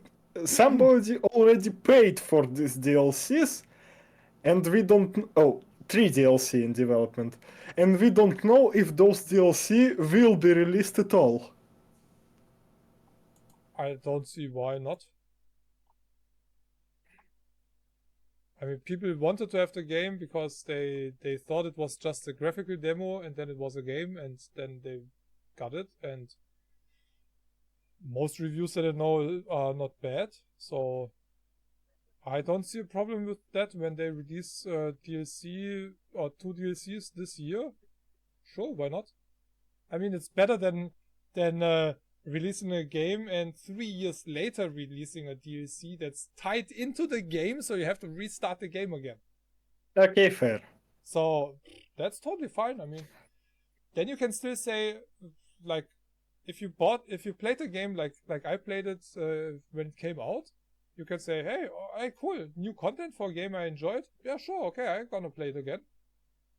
That's totally fine. I mean, if you paid for it anyway, I mean, it's one thing. Sometimes you get a season pass and you get the content like a month or two after release. which kinda tells you that it could have been in the main game if they had 2 more months. But if you have a DLC or an add-on like the one for Cyberpunk, for example, or the ones for Borderlands 1 and 2, because for 3 out of the 5, 4 are shit, as far as I know.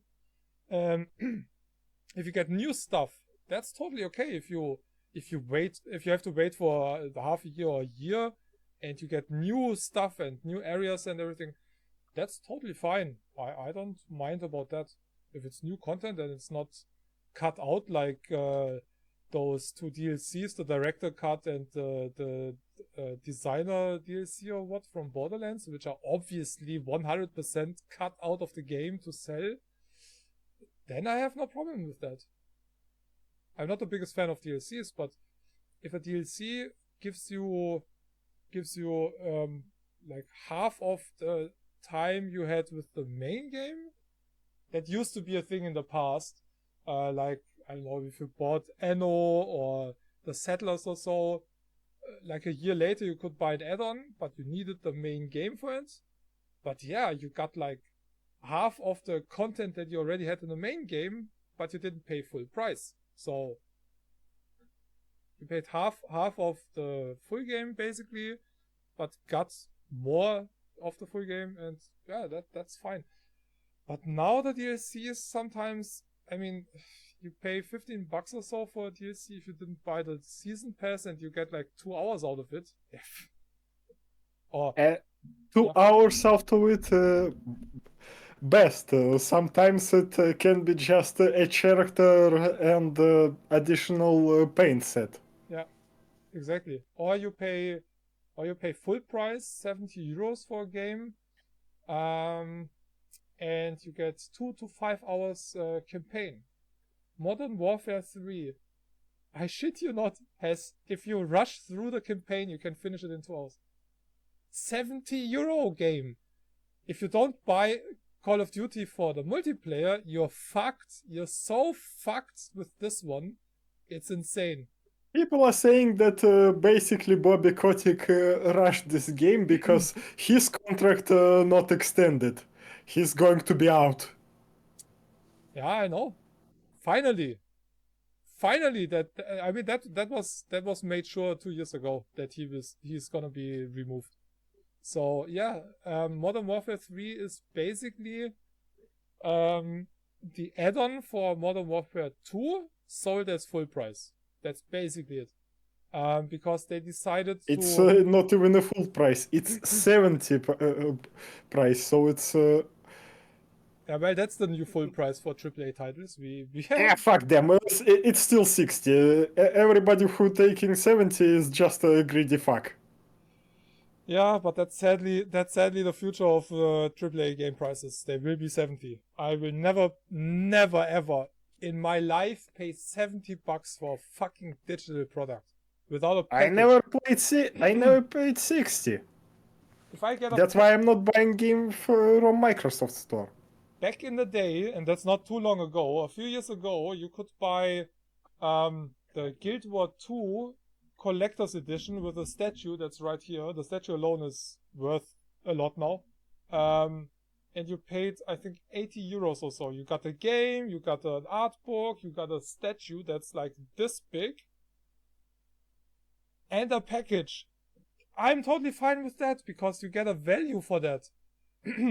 For digital products, nowhere in not one universe does it make sense to ask the same price for a digital product that I pay for a hard item, you know? So I know what you're talking about. It would be totally fine if they have retail, and retail is dying. The next Xbox will not have retail anymore. The next Xbox, you buy the console in the store, the rest is all digital. There will be the stores when it comes to gaming, they will die. There will be no game stores. In 5 years from now, I don't think that there will be one game store anymore. I think we already... no, we have game stores. Yeah, we also still have them, and you will need them for stuff like the Switch maybe, but it's a matter of time and until everything will be digital. If I had the choice between a retail package for 70 with a manual, a book, and the disc actually, because in retail you get a card with the digital code to download it. You cannot even buy a game if you live outside where you have shitty internet and you say, yeah, okay, I'm buying the game and okay, it will not be fully patched, but I can install it on my system and then get a patch from a friend or whatever.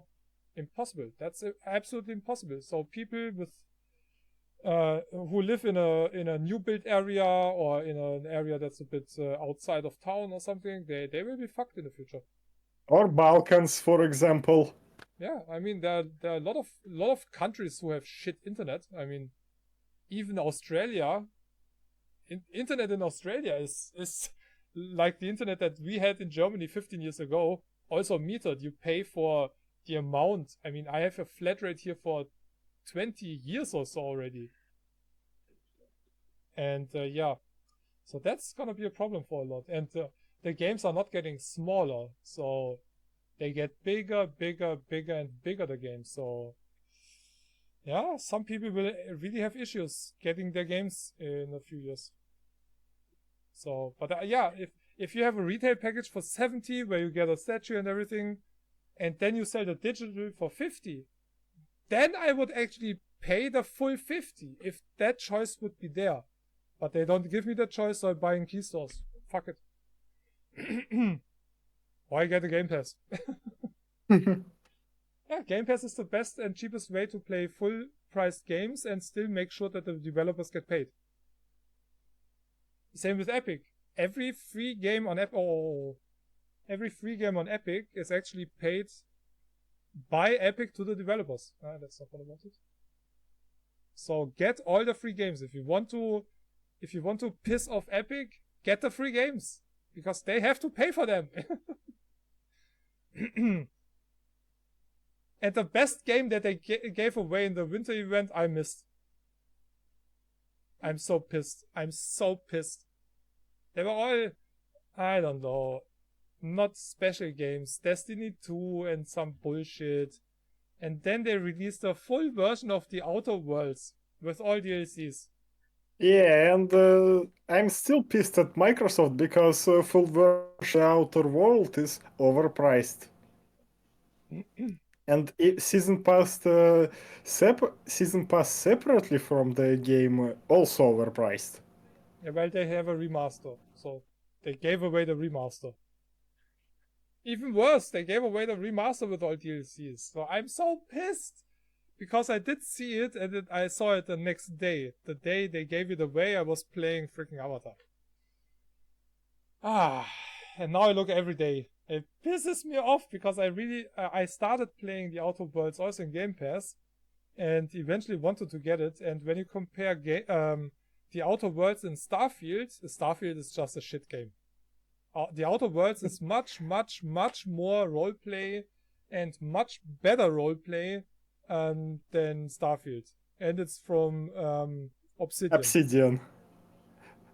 Which still... Let's say that Obsidian know how to make an RPG. I still didn't play it, but Fallout New Vegas still until this day counts as the best or one of the best RPGs ever made. And that's why it's definitely the best 3D Fallout. So yeah, After I played New Vegas, I don't consider Fallout 4 or Fallout 3 Fallout games. Yeah, that's also the reason why I think and hope that Microsoft, since they own all that shit now, and they don't own Obsidian. Obsidian, I think they own parts of it. I'm not sure, but Obsidian is not a Microsoft company when I remember that right. But yeah, if Microsoft is really clever, they take the company who made the best Fallout game and let them make the next Fallout game. The next full Fallout game. Because seriously, Bethesda... No, they... It's mostly Todd, I guess. yeah, he created that company, and yeah, he is the reason for Elder Scrolls and all that kind of stuff, but he lost it, and he needs to go now. It's his ideas and choices are just not, they don't make any sense anymore. They're just like, they might have been good 10 years ago, but now the time just moved faster than he can move, and he needs. Well, Todd Howard moving in the direction that he thinks is right, and for him, that direction is milking everything. Yeah, that's a problem. His direction isn't the correct anymore, so he needs to leave. Okay, I can see that on greatest visual style you picked High on Life. Yeah. The reason. The thing is, that category doesn't say a game that looks good. That means. Yeah, that's true. That's why I picked Armored Core. The thing is. No, I picked Bolt Gun. Yeah, that would that's also good. Also, but is it outstanding? No, it's not. We did see games like Bolt Gun in the past. We did see Darkest Dungeon, because that's part 2 of the same game that looks basically exactly the same. So yes, it's just. And that's a strange thing. They released a game mostly with the same assets. Yes, okay, we can argue that Mega Man 1 through 6 also had same-ish assets. Yeah. But still, it's... At this let's point, say that... yeah, okay. At this point, there are so many copycat games that all look like Darkest Dungeon in some kind of way, and this game is definitely not outstanding. It doesn't look bad, but it's not outstanding at all. Cocoon looks good, also absolutely not outstanding. This year, I don't even know what game that is. Inward. Inward, it's not even a game.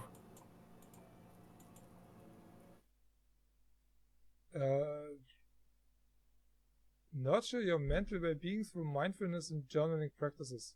Huh? There's nothing outstanding about that. Yeah, that's why I said it's not even a game. I mean, wallpaper engine would be better in this category than Inward. I mean, it doesn't look bad. It's low poly and it looks okay, but don't get me wrong. To be outstanding, it must be hard for any other game to get close to it. And I know a ton of low poly games that look better than that. Oh, wow. I mean, do people not know the definition of words these days? I mean, outstanding must be the best possible and something new that you didn't see before. Otherwise, it's just something we know, but it looks better. That's also the reason why I didn't vote for Atomic Heart. Atomic Heart looks absolutely epic. The performance of the game, for the way it looks, is out of this world from a indie studio. But it just looks like a good shooter. There's nothing about that game that makes it stand out of any other game. Soviet aesthetic. Yeah, that aesthetic and that 60s, that futuristic 60s style. Yes, okay, but we had that in Fallout, we had that in other games. It's not new. That's basically the main difference. It's Soviet aesthetic and not futuristic America aesthetic. And when it comes to futuristic Soviet aesthetic, they basically just took what Soviet Union looked like in late 60s and 70s and was like, yeah, we have robots like this. And that's it. They basically adapted already existing style without turning it into retrofuturism. That's what my problem with Atomic Heart. Yeah, I know, but well, they did kinda similar stuff in Fallout 2. Yeah, sure. The East did have a different style back in the day, obviously, for obvious reasons. But still, you see, it's the 50s, 60s. It doesn't matter if it was in the United States or in the East. It kinda does have the same style. Asia might be a bit more different when it comes to that. But again, nothing that we didn't see before. We had similar stuff in BioShock and things like that. So yes, it looks really, really awesome, but it's not outstanding. Oh yeah, if we're talking about retrofuturism, BioShock did it much better. Yeah, but also in a different way with a different. But still, for me personally, there's only one game that is outstanding, and that's High on Life, because there's so much shit in the game that you never saw and you will never see in any other game. It starts with talking weapons. That alone. We've seen talking weapons in Cyberpunk. Talking weapon in Cyberpunk. Nah, that's not comparable. one thing is a mechanical pistol with an AI, and the other thing is a living fucking thing. Those are not pistols. Those are, they live. That pistol is just an AI that doesn't have a consciousness. They have. And all the other characters in the game as well. I mean, if this game doesn't win, seriously, I might not even. Well, might vote for the stickers, but I don't care anymore. If this game doesn't win out of those, there can only be two winners: Atomic Heart or High on Life. Anything else makes no sense in here. I'm going to say that if Inward would win, we basically need to take pitchforks and torches and go and ask Gaben a couple of questions. Yeah, because I'm missing a lot of games in here. Jusant, for example, an absolutely awesome looking and new looking Unreal 5 game that I played in Game Pass. Absolutely awesome game. Planet of Lana, 2D game, 2D platformer, but still such an awesome style. And yeah, I don't know what's gonna win, but since people are like, it looks the best, I think Atomic Heart will be the one, because they don't know what outstanding means. I would, out of those five, I would say that High on Life still look better. Atomic Heart is, yeah, it have some, at least for Western Bloc, it have some nostalgic value in it. But when it comes to visual style and whatnot, it made in a specific gray filter. Let's say it like that. They dimmed the colors. They made it as cheap looking as possible and whatnot. I didn't really have that feeling, to be honest. Well, you didn't hear Russian anti-Soviet propaganda for the last 20 years. Yeah, okay. Yeah, that's a different thing. I mean, just from the looks, it's not like you turn on the Matrix movie and you see the green tint, you know? Yeah. But for me, it's basically things that I'm already see as default because I know what I'm seeing, and for some reason, what I'm seeing is much worse than it should be. Yeah, because of the indoctrination from the times. Yeah. All right, moving on. And that's something. Oh man, we come to another category where I just can facepalm. So is this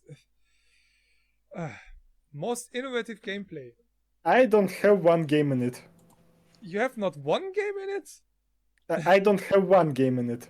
Ha, come on, really?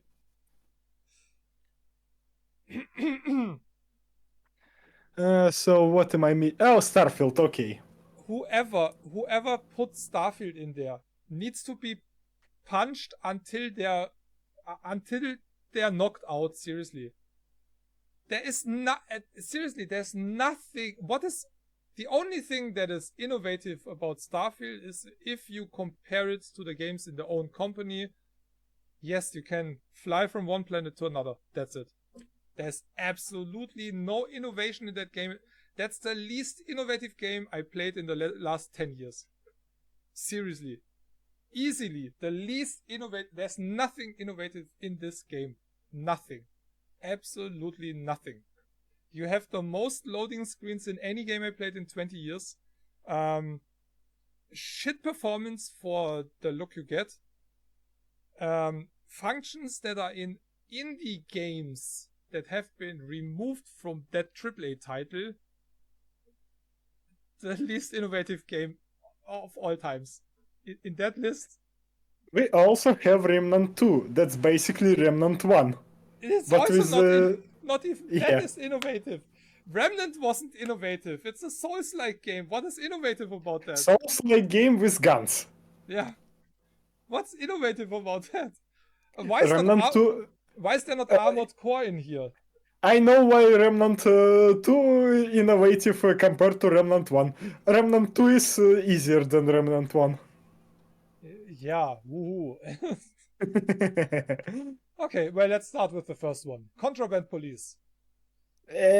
I'm questioning and I'm basically judging people who put this game together at all. Well, it's one of those police simulator kind of games. I kinda see the appeal for some people for that. Yes, but all of those police simulators going with an idea that you must be corrupt. Nah, I'm talking about police simulator where you're a cop and you are a cop. Not corrupt cop, you're a cop.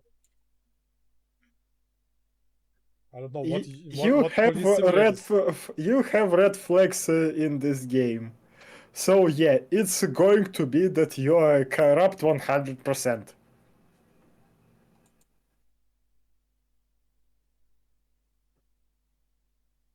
Well, I guess being corrupt is not what you should be. I mean, it might be an option in the game, but I've seen several indie games about controlling the border. And even Papers, Please made in as game judging the system of closed borders. Yeah, but that's not. Despite showing you all of the benefits of the closed borders. Yeah, I wouldn't put those two games in the same category at all. Yeah, I know. I picked the bad example, but I can't remember the name of that indie crap that where are you a border control guy and basically can become corrupt on day one.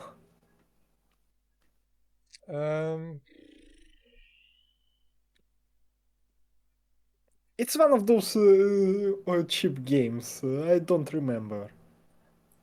Well, I did play a game where you where you also had to choose who gets through and who doesn't, and you basically had to.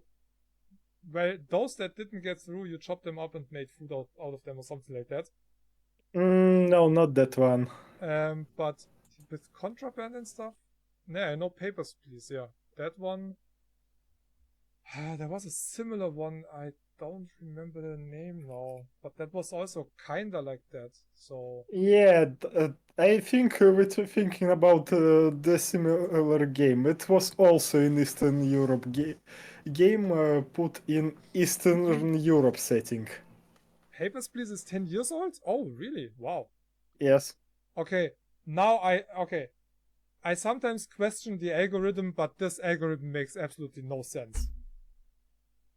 Similar to games you've played, Hollow Knight and the Telos Principle. Ow. They could put Need for Speed in that list. That wouldn't make as much sense. You can also put Hollow Knight. You can't also put Hollow Knight and Talos Principle close together. Yeah, but they are closer together than either of those two games to that game. No, I mean even Hollow Knight Total's Principle are not close together. I know, but they're closer than either of those with that shit game. Yeah, okay. Because If you we have puzzles, compare, you have puzzles in both, you have enemies in both. You have a start, you have an end, you have a level, you have a world. What is that shit? That's shit. Seriously. One day I will lose my mind just because shit like that, because my brain cannot comprehend why anybody would think that goes together. Even an algorithm, it makes no sense. Platformer and a puzzle game. Paper Please is neither of that. Yeah, puzzle.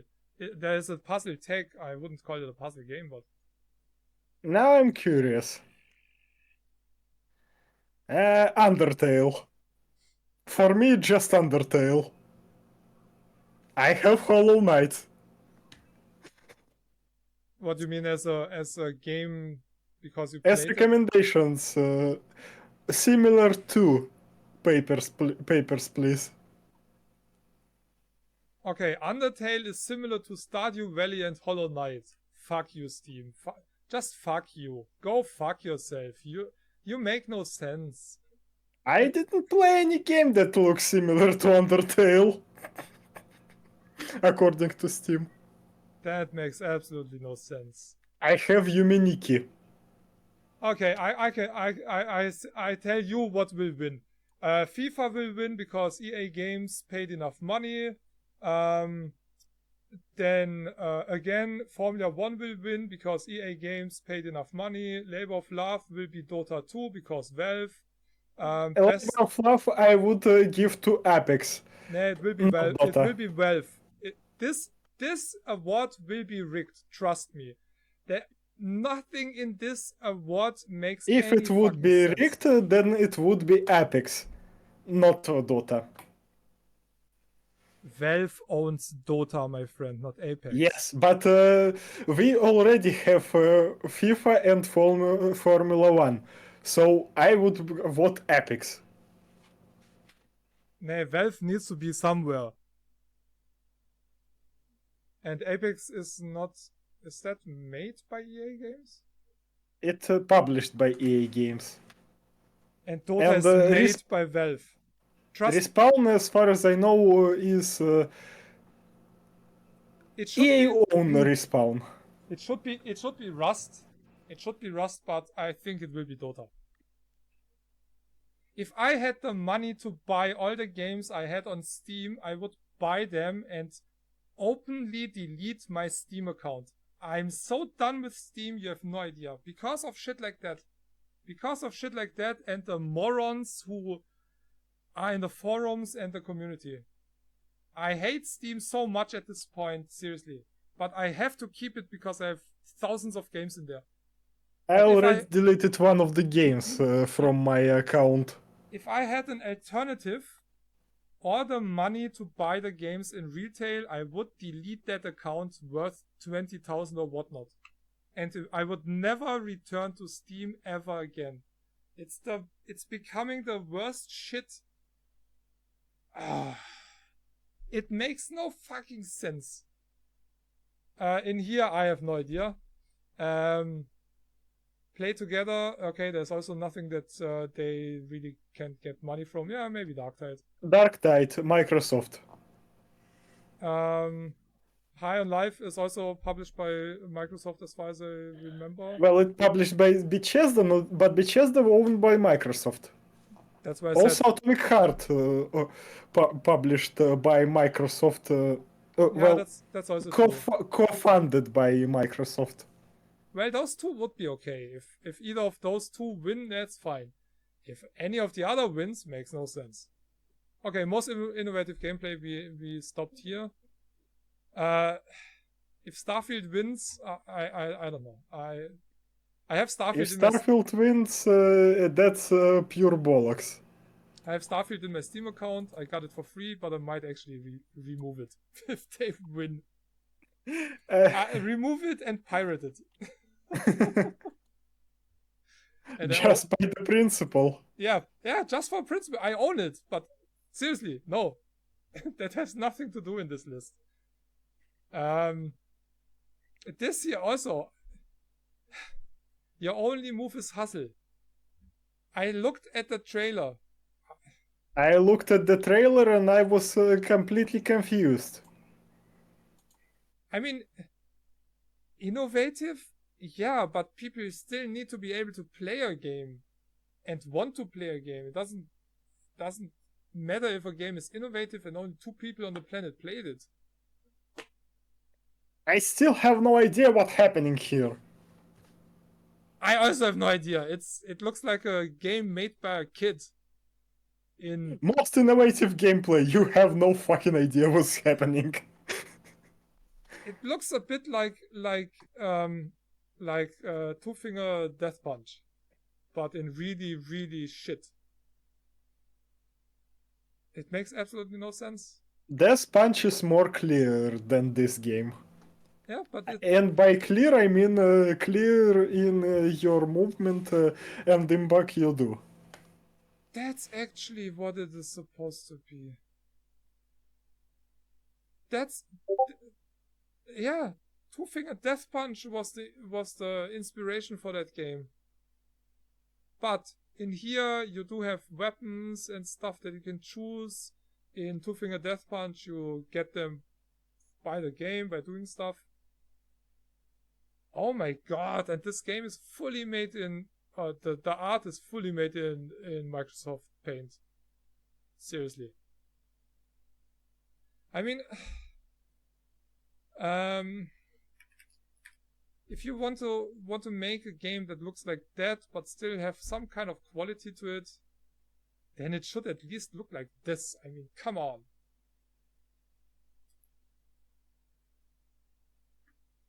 Yeah, this is also kind of paint-like graphics, but it looks good. It's more clear, you can understand what's going on. Yeah, and you don't need a HUD for shit like that. I've never heard of that game even. That game came out a year ago. I never saw or heard of that game. And 14,000 reviews? I don't understand it. Okay, I'm gonna make a game. I'm definitely No, I have it all installed. I'm all set up. I'm gonna make a game. I'm not sure if I release it in my name, but I'm gonna release a game for sure. And I'm gonna make asset flips as well. Fuck you all. You wanna have that shit? I'm gonna make that shit now as well. Seriously. 14,000 people paid $5 for that game. Enough people nominated it to put it on this freaking list. Oh, god damn it. I mean, okay, Shadow of the Doubt it is. Nothing can even get closer to most innovative in this list. That game didn't take a year to make, and whoever made it is kinda rich now. Rich in quotes.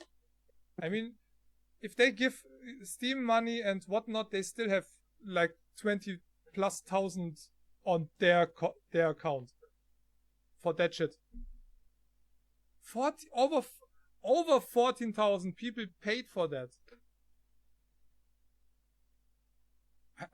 Somebody needs to explain the world to me. I don't get it anymore. I'm either too old or too stupid or not stupid enough. I don't get it. Nothing there appeals to me at all. Nothing. There's nothing here that wants me to test that game. Nothing. I played Nidhogg 1 and 2. I played One Finger Death Punch 1 and 2. All fun games. There's nothing here that I want to even have on my monitor. Nothing. How does that get overwhelmingly positive reviews? Cheap price plus Steam cards, usual. Well, it's not shovelware cheap, but still. Robot Killed My Family, best game in the world. 67 hours. Nah, that game definitely something different that we see. It's like chess, but fun. Oh, May fuck. take and have fun playing chess. I get too old for this shit. Anyway, Shadows of Doubt is on my wish list. That's also the reason why I can say something about it. It's also low poly, but in a voxel world. And it's kinda adventure game, a dark noir kinda adventure game. You know, the trench coat guy. Yeah, I know. We can basically go with proceed randomly Columbo. generated world, randomly generated killer, and you a rogue detective, rogue amateur detective. Nothing of that.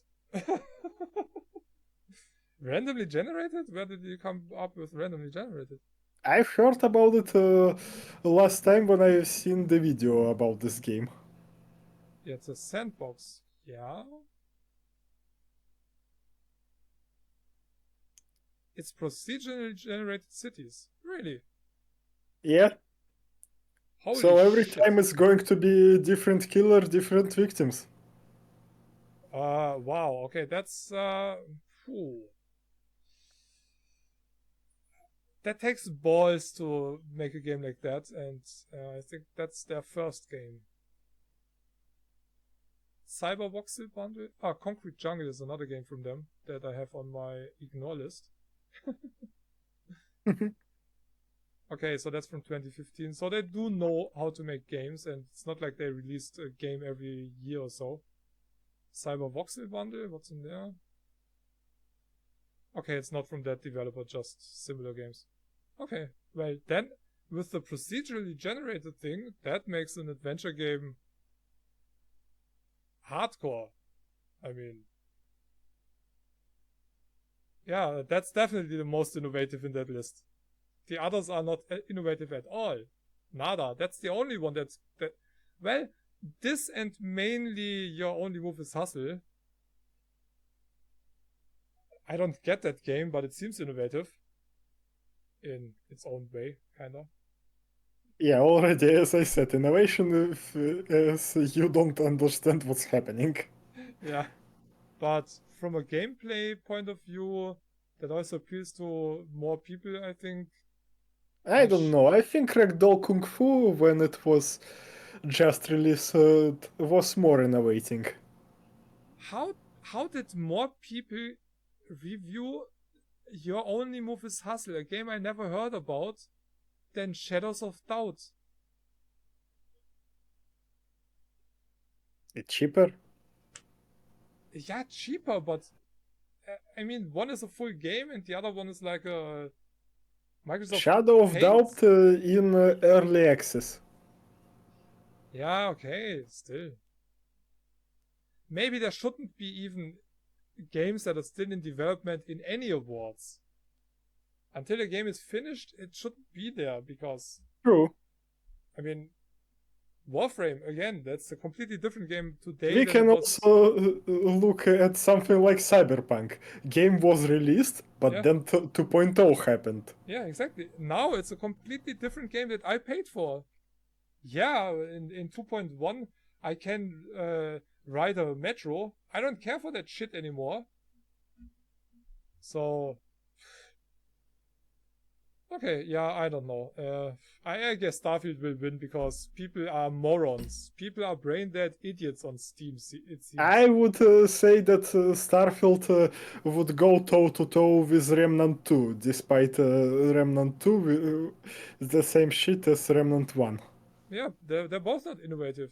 Those two games have no right to be in here. The other three, yes, they bring something new, but that. Okay, best game you suck at award. So in this category, I can't see Street Fighter 6 and what the game behind Lords of the Fallen.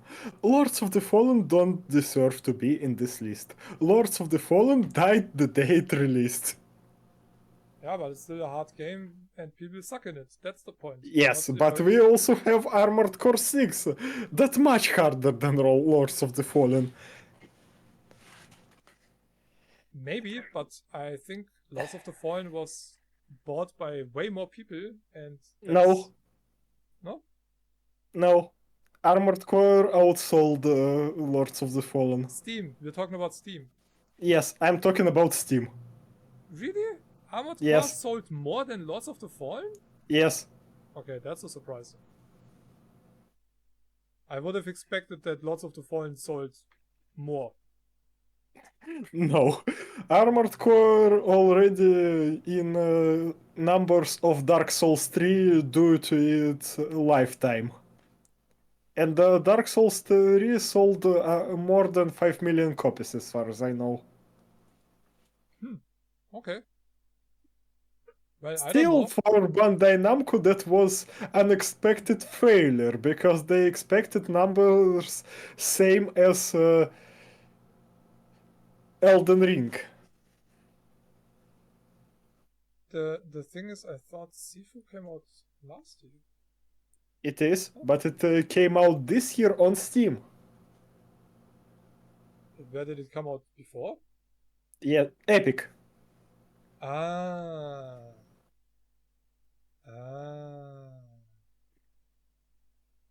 God, I hate fucking Epic exclusives. Okay, and it would be really interesting to know if those are really just user votes. Because seriously, FIFA, who puts FIFA? Looking at FIFA, it's already not user votes. I mean, who would put that in there? It's not a hard game. It's a fucking football game. Yeah, it's hard if you Fucking gacha game. It's gacha game. Yeah, pretty much, yeah. Why Overwatch 2 is here? Buy packages until you have the perfect team. Costs approximately 300 euros. Somebody, they did some tests, and yeah, if you want to have a an online competitive team, at least with FIFA 2023, it cost around 300 euros after you paid full price for the cards to have the chance to get your team together. Back in the day when I never really enjoyed to play soccer games, but when we had no other games, well, we played soccer with friends. Yeah, if I had Bavaria Munich, it was the team that used to play in the league. It's not like, oh, I have Beckham and I have Maradona and I don't know, another dead soccer player from there. And how does that make any sense? It doesn't.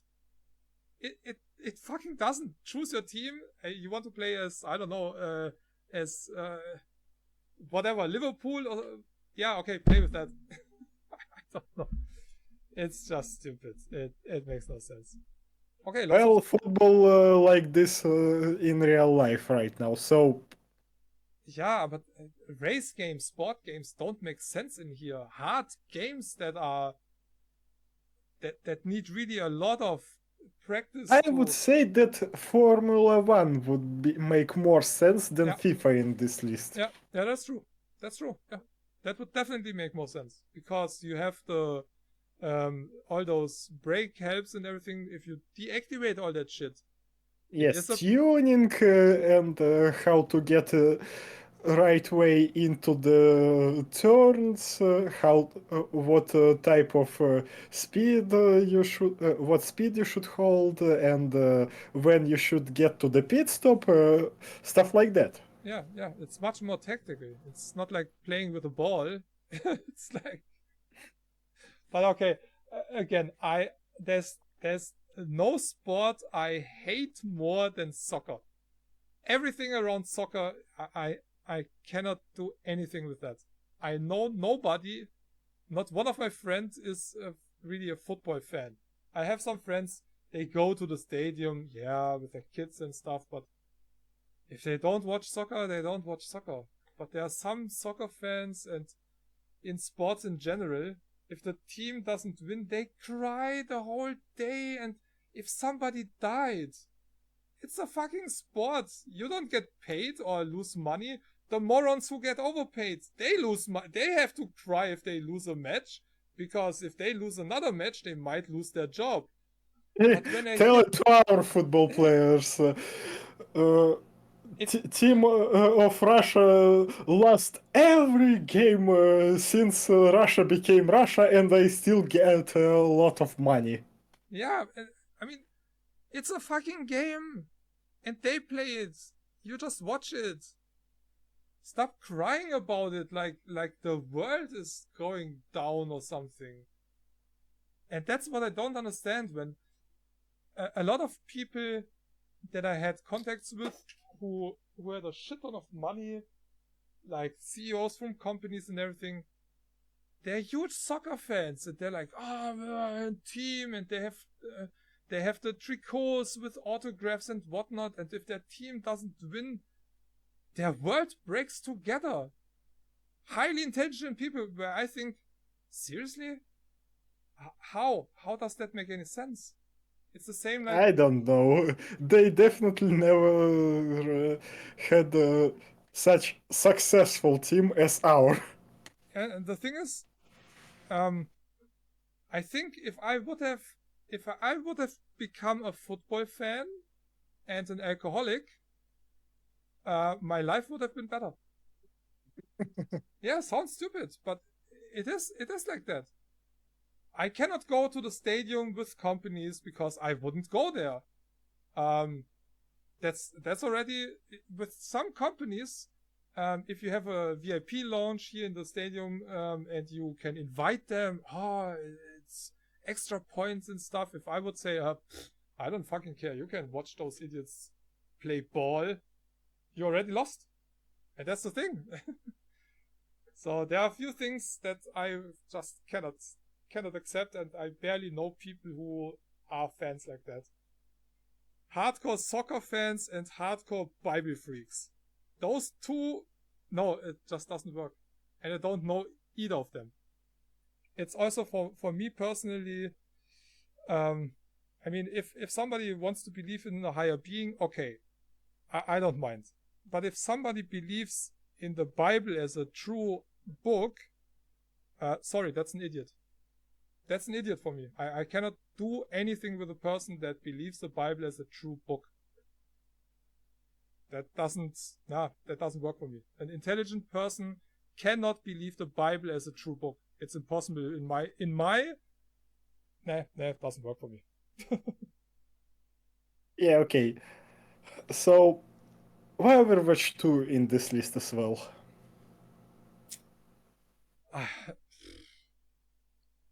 I don't know, because it was released this year on Steam. Yes, but this game also not so popular on Steam. If you'll click on the game, you'll see mostly negative or overwhelmingly negative. Yeah, but the negative is negative review bombing, which is shit. You sure that it's negative review bombing? This game just shit. They review bombed it because they took away Overwatch 1, which I completely understand, but they also took away... Oh yeah, okay, I get what you're talking about. Counter-Strike Source, they took also that away. And then they had a package out that was paid, and people who paid for it, the majority didn't get it. So there was a lot of shit going on at the beginning of the release, and that's why a lot of people downloaded it because of that. Hey, I paid, I didn't get it. They did get it in the end, but you know people, they don't get back to their negative review and change it. So... Oh, even recent one, mostly negative. I don't know, I don't care for Overwatch. I didn't care for Overwatch 1, and I didn't care for this one, so... Paladins. A friend of mine links Paladins in the review. Links to the Paladins page. Thing is, developer actively killing paladins. Paladins is gone for a long time already. I mean, No, it's still alive, but it's much harder to find a match now. yeah, like I said, it's been dead for years already. So it's not just dying; it died years ago already. So those handful of people who still play Paladins, You're talking to the person who paid for supporter pack. For Paladins? Yes, Why? because it was still good when I paid for that. I mean, I played it too. Yeah, it's a fun game, but first it's free, and second, I don't know. I don't have that much playtime in here. Where did I play it? It was out somewhere else, right? I'm not sure. I have only 53 hours in this game. Yeah, it didn't appeal to me enough to play it that much. Yes, I'm saying only 53 hours because in Team Fortress 2 it's 990. Yeah, I don't have people to play games like that. Yeah, I would like to play games I'm like that. playing solo. Yeah, and that's something. Yeah, solo. Yeah, I can play those solo, but I do want to play games like that with friends. I know, I also want to play games like that with friends. But You, for some reason in Team Fortress 2 I found more people to play with. I I even found several friends in my friend list because of Team Fortress 2. Hey DJ Beats, welcome, welcome. The thing is, I got Counter Strike Global Offensive, and I played maybe 5 hours or so in it. Oh, you also paid for Counter-Strike. I mean, I paid oh, basically I months before it became free to play.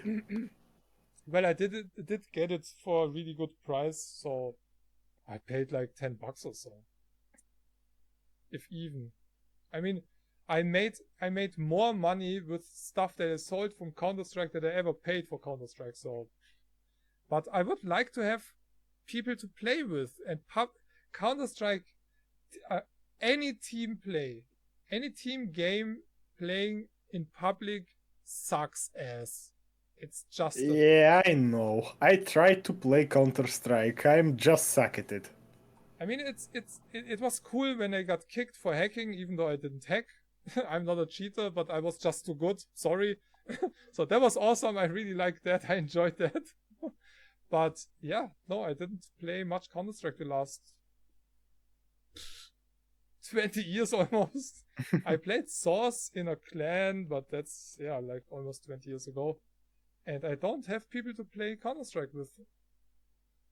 And yeah, I don't have that many people to play co-op games with anyway. With you, the problem mostly is the time, because when I stream, you're sleeping, so we barely really have the chance to co-op. If we plan it, yeah, okay, that's different. But We 3 years planned one session for Dead Space 3. hey, but we did play it. Yes. All right, let's go down in the list. We actually didn't wanted to talk about the Game Awards. You wanted to talk about Persona. That was. I said that I'm going to talk about Persona only after Persona 3 would be released. Yeah, okay. Okay. Because there would be more attention to Persona, and I will have to play I will force myself to play Persona 5 a bit more. All right. Okay. Well, back to the games that you suck at. Sifu, I know that is a really really hard game. Friend of mine played it, and yeah, that's the Dark Souls of Kung Fu. That's I also. think that calling it Dark Souls a bit unfair. I mean Sifu in a bit unfair category. Yeah, because Dark Souls is fairer than Sifu. Yes. Yeah, when it comes to that, yeah, Sifu is its own category. Yeah, that's why I'm interested in it. So yeah, I totally understand why that is in there.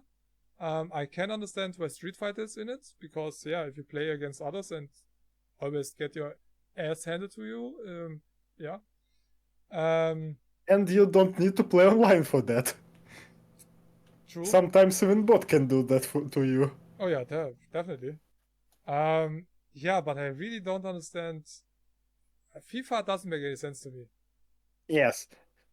And we already said why. Because it's basically a gacha game. And Overwatch also, I mean, it's a shooter. Yeah, some people are better than you in a shooter. That's normal. If I try to play a shooter now, yeah, some 12-year-old will hand me my ass. I mean,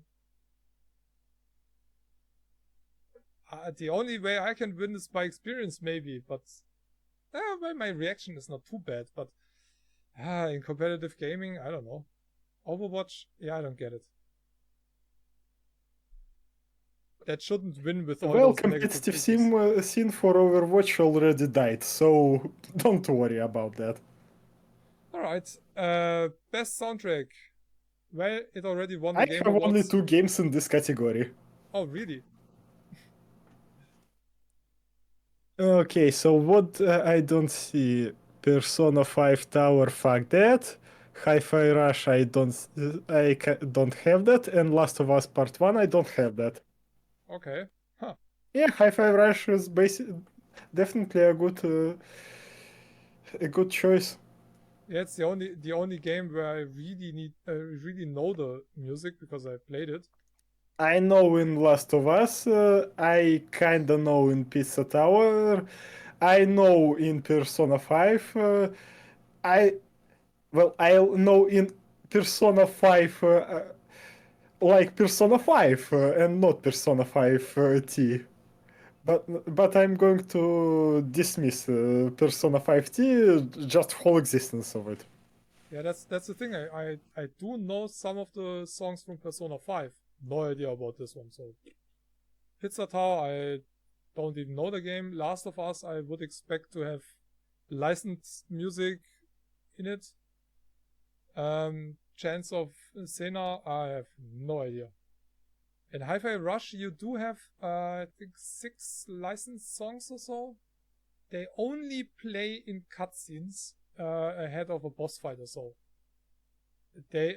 I mean, in other games, I like to have the licensed music even with the chance that the stream might be muted.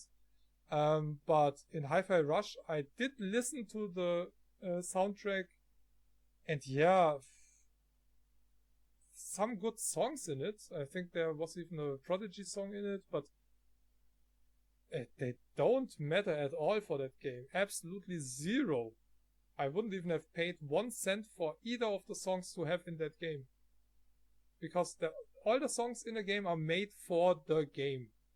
And the whole game plays around it, so the rest, again, no idea. But I guess Hi-Fi Rush won the Game Award, so I guess that might win this. Yeah, maybe. And Chance of Senna, I think not enough people know.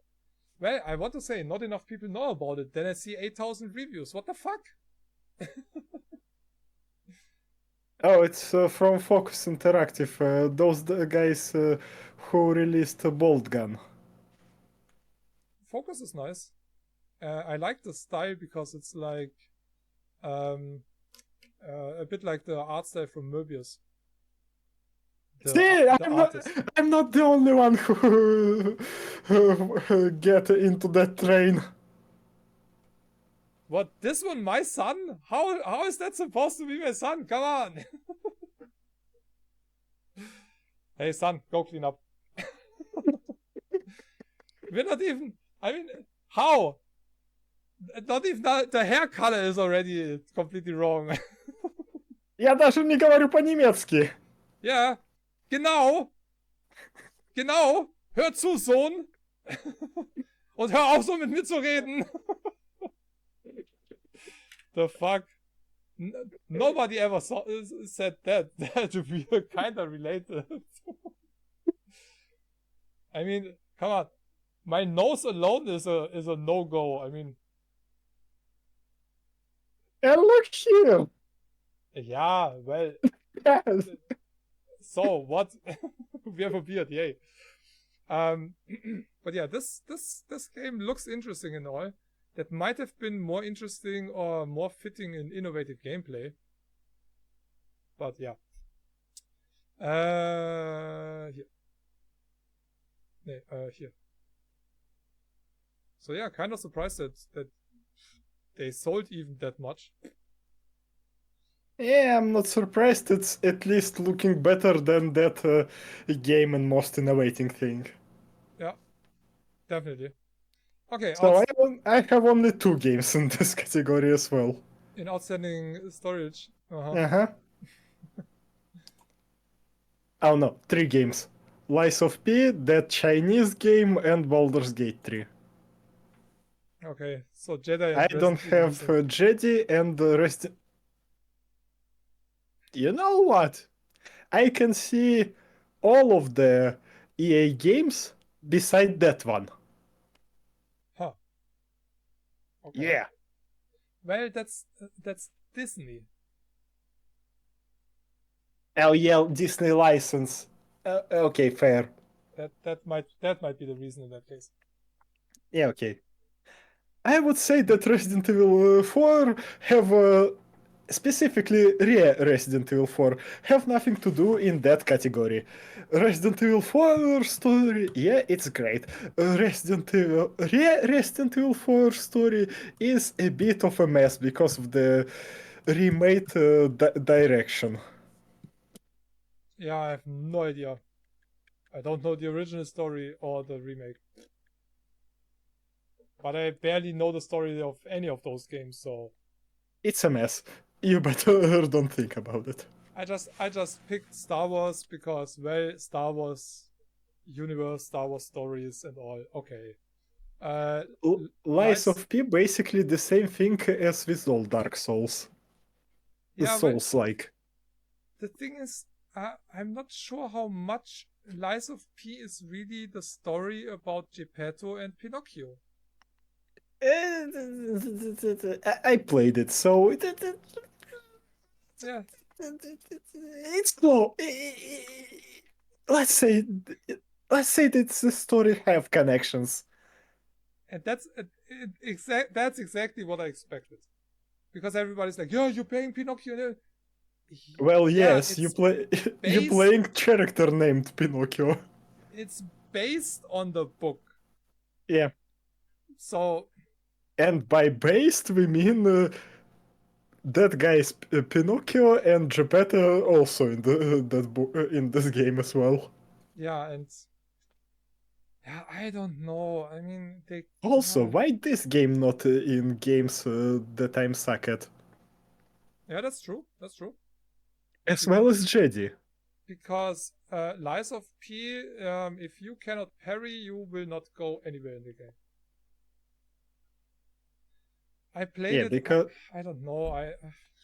It looks awesome, but it didn't. I don't know. It felt like I didn't get anything out of it. Well, Jedi, the first one I just tried again because, well, new PC and stuff. I have to start it again because I have no idea how to play it anymore. After I learned how to play in Sekiro, Jedi was basically a piece of cake for me. Yeah, but my problem was mostly the controls, to get into the controls again. Yeah, that's why I'm saying after I learned how to play Sekiro. Well, I wouldn't get anywhere in Sekiro now. It's been way too long. I need to continue that too. But this game, I have no idea. And over 30,000 fucking reviews. But those reviews, I don't think that Don't ask me. I also have no fucking idea what's happening here. All I can say that it's Chinese game. Yeah, and I already see that's not English. Why is it even showing here? Bad translations. Okay, yeah, that's always good. TLDR, I need to talk to real women more. It's one of those games.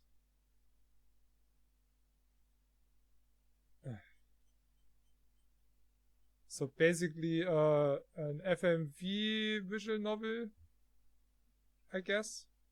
Dating sim. I don't get the appeal. If we're talking about visual novels with some animated action, Nectopara exists. Yeah, this is a visual novel with real actors, nothing else. This is exactly that. It's a visual novel with actors. Yeah, it's exactly that. It's we have a good selection of visual novels on Steam.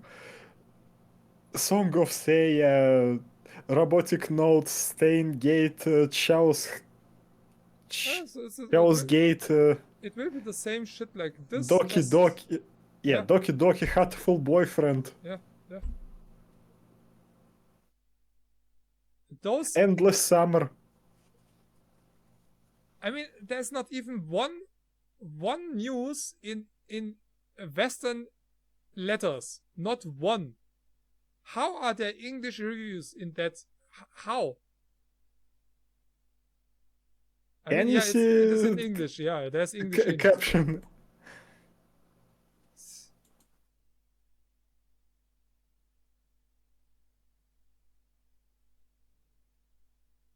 Is it the mature girl with intellectual tenderness and gentleness? Oh my god! Is it the innocent, lovely, gaming? What's a gaming girl? I never heard that. Triton, don't question it. I kinda get tropes that they trying to sell because I have experience with anime culture, but for you it might be a bit too deep. Oh, this game there should not be a visual novel in there. I mean, come on, seriously. Well, there can be a visual novel in here because visual novel It's just mostly story. goes with the story, but yeah, but they don't have gameplay. That's the thing.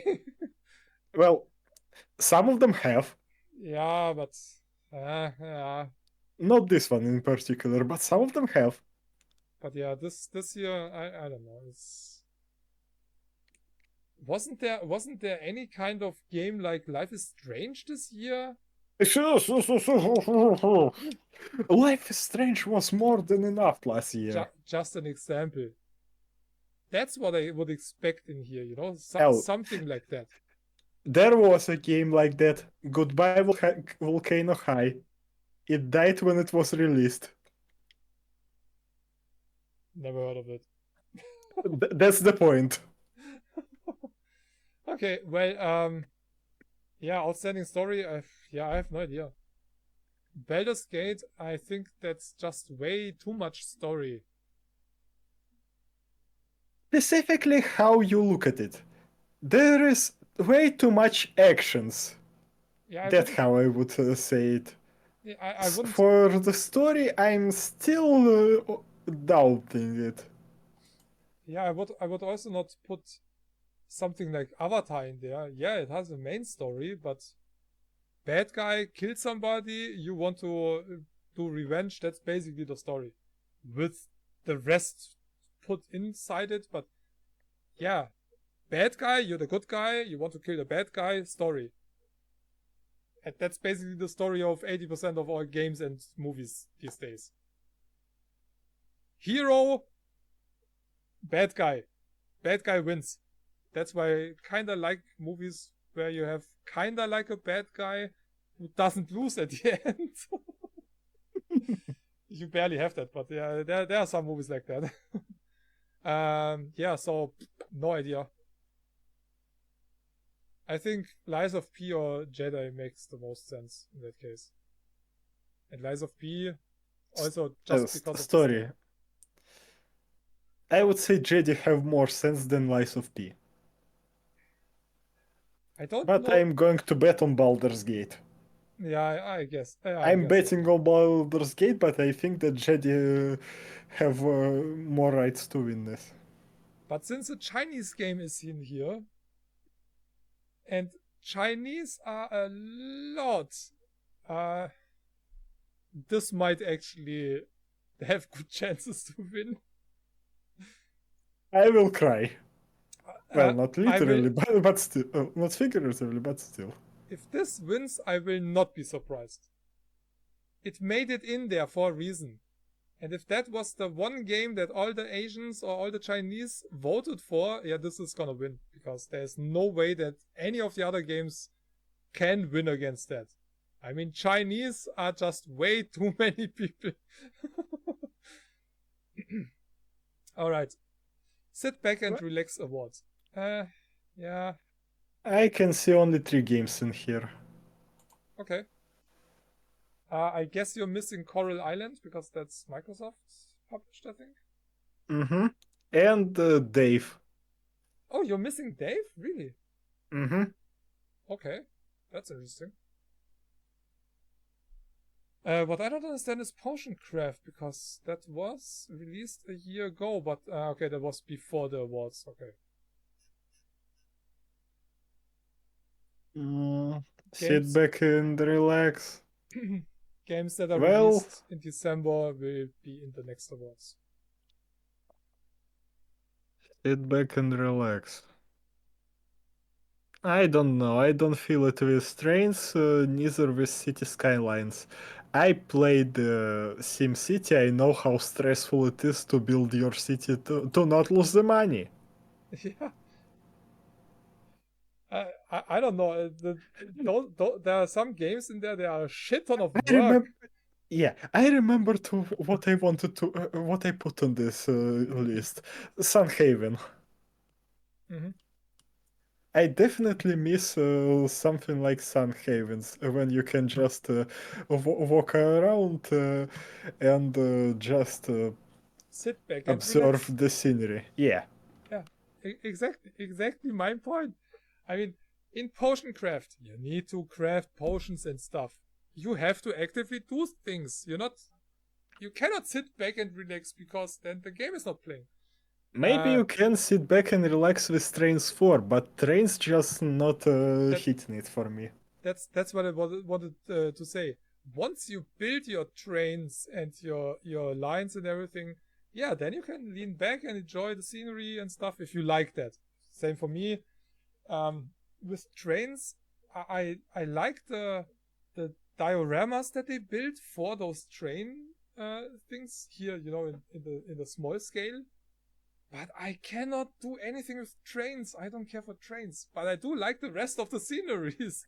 So I do have a few train games on Steam, but I barely play any. And those that I have, that are like low poly and stuff. So yeah, I kinda see that. Dave the Diver, yeah, you also have to be actively doing stuff, and you can die in the game as far as I know. I mean, there are sharks and stuff, so. And like you said, city skyline, yeah, if the taxes are too high, or if you have a water leak somewhere, or that's stress. I mean, you're the mayor of a town. Waterling, fire, Yeah. flood, crime waves. Tornadoes, all that kind of anything can happen all the time. So yeah, once the town is built, yeah, you might. And most of the time it's just not enough power, too much trash, not enough water, too much poop, not enough healthcare, not don't have schools, don't have buses, and so on and so forth. Yeah, so once the town is done, yeah, you might have a chance to sit back and relax, but yeah, like whole 5 minutes before you realize that you need to get bigger.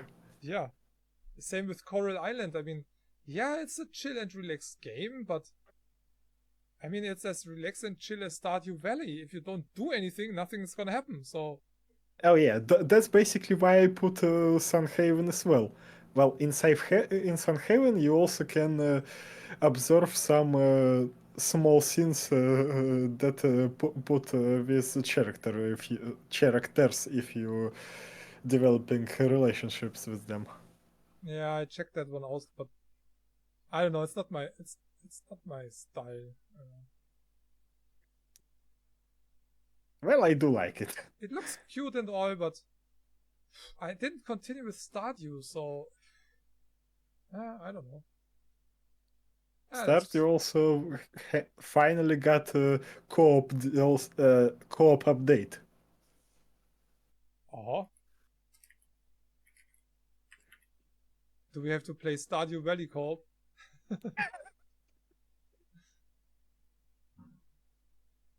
Well, we can.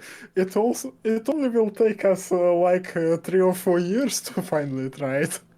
I mean, Hey, that would be nice for the 26 10-year anniversary of Stardew Valley. So let's plan it for that. Yeah, okay, I'm going to mark that in my calendar. What are your plans on February 26th in 2026? I think I'm going to be free. It's always so funny when I don't know, I went to the doctor and got a new appointment, and that's like months ago, and I'm like, they asked me about the time. Yeah, that and that, and I'm like, I don't even know what I do next week. So yeah, you give me the time, I put it down. That's fine. I'm free at that time. I mean, I don't know now what I'm gonna do on, I don't know, Friday in 2 years. It's like, but yeah, funny with the 3 years. It would be the anniversary. Oh boy. Yeah, I just wanted to see what that Sun Haven is, but yeah, I saw it. Yeah, nah, I don't know. Not really too many sit back and relax games in here, in my opinion. Yeah.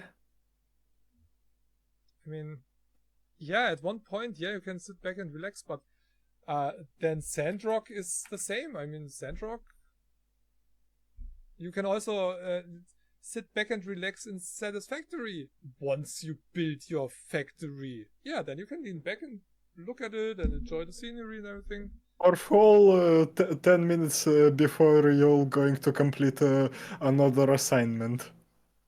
Yeah, but I don't know. Inward have more right to be in, sit back and relax, because that's fucking game for meditation. Excuse me for using word game. This, in my opinion, would be a game where you can sit back and relax. You just need a controller and walk in a direction. That's basically it. And climb a little bit, yeah. But it's just enjoying the scenery. There's no, you cannot die, you cannot drop down. You can have so much accessibility that you actually just need to push the stick in the direction you want to go. You don't even have to hold a rope or anything. You can basically deactivate anything that's related to the controller. You just need a thumb and put the stick in the direction you want to walk. So that's the easiest you can play this game. Sure, you take everything away from the game, but if you just want to look at the game and just climb somewhere without having to worry about falling down or doing something wrong, because there is some action in the game. So, but this is a game where you can actually relax and just look at the scenery, you know? Yeah, completely understandable. Or a game like Journey. That goes a bit in the direction of Journey. I never played Journey, but I know that Journey is also more an experience than really a game. Some games are more like an experience where you at the end say, "Oh yeah, okay, that was a nice time," and wasn't wasted. Sometimes it's it can relate to your personal tastes. Always. Yeah. For example, some people like walking simulators like DRS. Yeah, and sure. some would be like, what the heck am I just played? Yeah, true. But that would also be a game for me personally that would fit in that category. Walking simulators fit in there. Where you just walk around and look at the scenery and lean back and relax. Listen to the ambience and everything. I mean, I can lean back and relax in Avatar as long as I don't get close to a human camp or so. It's just walking through the jungle and it looks fucking epic in any corner. So that would be a game I could personally put in that category. Because I can sit back and relax with Elden Ring. Same for me. And for somebody wants to go to vacation to the beach and not do anything, yeah, I can do that for 2 hours. Then my brain is like, hey, boring. Even if I want to relax, I can do something at that time. For me, it's relaxing to go biking. That's relaxing for me, or skating. So I even enjoy working. Oh, here's something to read. Yeah. Damn. What is that? Chronicles of Amber.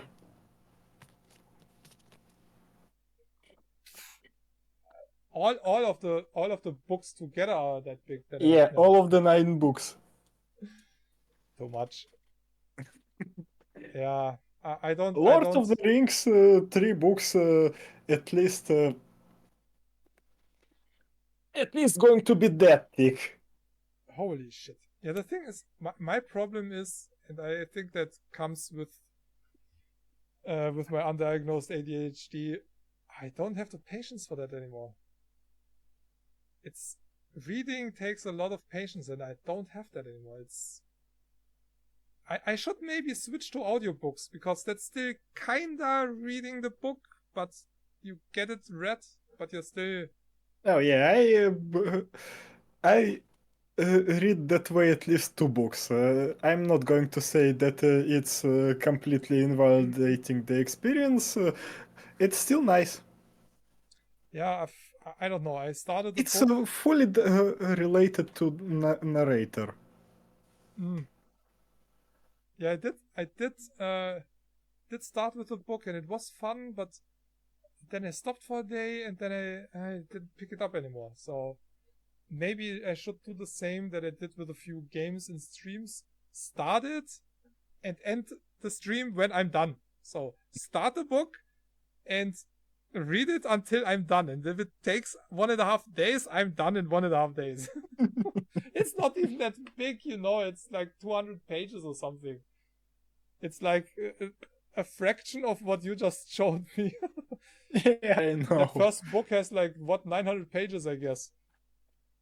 I'm afraid to look.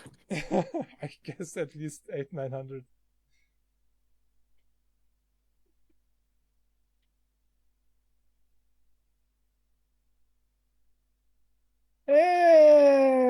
You're a bit close. Commentary starting at the page 1257. The only book that I know that has a shit ton of pages, depending on the edition, is the Bible. I have a Bible with so many pages because they're so thin that you can almost read another book through the pages. Oh yeah, I know that feeling. I saw stuff like that. Oh boy. This one just 588. Oh really? Yeah. Okay. Thick paper then. Mm-hmm. It looks as thick as the other one and has half as many freaking pages. That's crazy. It's also weighing at least twice. Half of it, I guess. Yeah, half of it. Yeah. The thin And paper. The difference. Yeah. Yeah. It's like a centimeter smaller, but half the. Oh, crazy. Yeah, no, I don't have patience to read books anymore. I read magazines, and when I read my game magazines, yeah, I can read one test, and that's sometimes the limit. This is the first book. Those two in tandem. The books that I have that I could grab are all related to media creation, like Photoshop, Illustrator, Unity, all just books like that. I have no other book. I'm having a bit of a different library. It's evolution in general. It's evolution of people. Okay, that's cool. That's also not really your typical book choice. That also shows that we are not just a Joe Rogan podcast bullshit here. Alright, but yeah, I guess we rented a bit about the Game Awards and stuff. Yeah, and the we can Awards. basically skip it in the January of the next year. Yeah, well we can go faster through it because we talked about our decisions, what we think about them already. Yeah, So but I'm really upset with Steam Awards 2023. I would be much better not talking about them as we didn't talk about Game Awards. I was disappointed about the Game Awards as well. Well, this was a second year when we skipped Game Awards. Yeah, pretty much. I mean, I didn't even watch it. I watched a little bit, and that was nah. Didn't like it. And I don't understand why they always have to bring in stupid actors. I mean, yeah, they might be in the game, but who fucking cares? Their character in a fucking game, they voice a character. That doesn't make them a gamer. Pretty much everybody that they had is not a gamer. I mean, come on. Keanu Reeves never played Cyberpunk. But he at least was into it. And you believed him. But Al Pacino, and last time it was... who was there? Al Pacino? He's yeah. still alive? yeah. Al Pacino was in the Game Awards where that one dude was talking 7 minutes about the fucking God of War bullshit. Oh, okay, I remembered. And he was doing that while Al Pacino was standing next to him. If I would have been Al Pacino, I would have made sure that that person never ever works in the business. Seriously. I mean, that was so much disrespect. Al Pacino, one of the biggest actors of this day alive from the old school league of actors. You don't disrespect that guy by talking 7 minutes about yourself as you're important. Nobody... I don't even know the guy who voiced the God of War character. I already forgot him. I know how he looks. And I do know that I will never want to have anything to do with that moron. But seriously... Holy shit, he's 83 years old.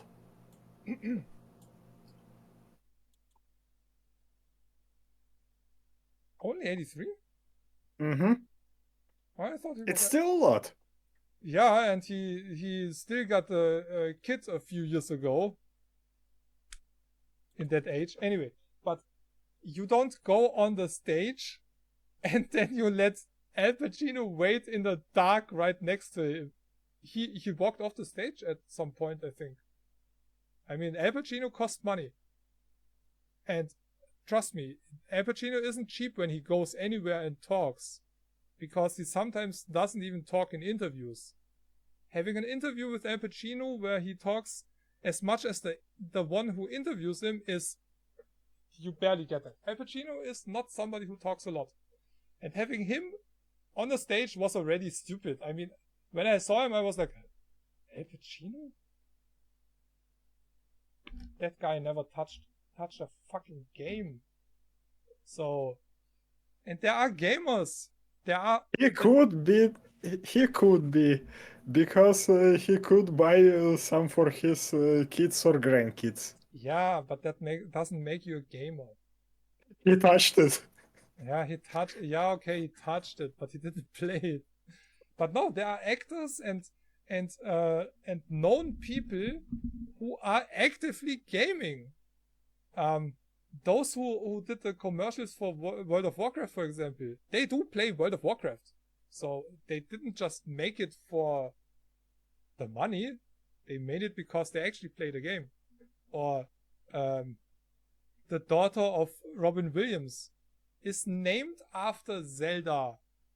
They made commercial for Zelda. She's playing Zelda. You know? So there's so many actors you could use for that, and they would be believable because you know they are gamers or they are models and whatnot. Sometimes I'm surprised. I'm like, what? You play games? Oh, cool. For example, Cavill. He built a PC and basically painted Warhammer figures. Really? Yes. Yeah, and that's fun, you know. So many choices. No, they just take people that that are the voice of a character. Yeah, but they don't care if they voice a character in a game or a movie. That doesn't matter for them. They get a script, they get the money, then they read in the studio, they go home. They don't fucking care. Some don't even watch their movies. Johnny Depp never watched one of his own movies where he's in. Not just voicing them. He never watched one of his own fucking movies. Oh yeah, maybe they're good. I don't know. I make them, I get paid, I go home. Awesome. So yeah, Game Awards is more and more becoming like the Oscar Awards, you know. One big commercial. Yeah. Yeah, it's just bang, boom, bang. That's all it is now. E3 is gone. E3 is no more. One of the biggest and most important game expos. Well, now I guess the most important is in Germany. Gamescom. Cheers for RIP Game Award. Yeah. Sorry, RIP 3. We still have to get to the point where it's going to be RIP Game Award. I don't see that happening anytime soon. The funny thing is, I wanted to go to Gamescom for a long time with a friend. Now my friend lives there, and I still couldn't get there. And he worked there. I could have gone there for free. So but it was Corona now, so that was one of the reasons. But next time, upcoming year, I might finally visit him and also go to to Gamescom. Because the cool thing is, since he's working there, well, I don't have to wait 5 hours to play a game or so. Backstage area, baby, and he's doing the catering, so yeah. Who are you? Influencer. I know the guy who works backstage. Get on my level. I know the guy who makes the food for everybody here. Yeah. Don't mess with us. You don't want to read next day. No, okay, no. I couldn't do anything like that anyway. I wouldn't do anything that affects the job. You don't want to shit your guts the next day. Yeah, no, I wouldn't even say that as a joke, because God forbid something happens and my buddy had nothing to do with it, he would lose his job. So no, he's a good cook. So, but who knows? Maybe next year I'm gonna finally go there. I don't know. Maybe. Anyway, I think we can kinda finish for today. I just hope the transition is just on my voice, on my audio, because holy shit. Oh, that's so loud. I have to check if I can edit that so it's not as loud anymore. So, for me it's already December 31st, the last day of the year. Yeah, that's true, yeah? Like for 15 minutes, right? Uh-huh. Well, then since you're already on the last day, have a good last day of the year and Happy New Year. Yeah, I will write you anyway. Yeah. And at my time. Same for me, but I think I will only write in my activity on Steam and not individually, because well, you do it individually, then you forget one, and then my list not that big. Yeah, okay. Well, I will write back to everybody who writes to me, but I think I'm just gonna keep it general. Same with phone messages or so.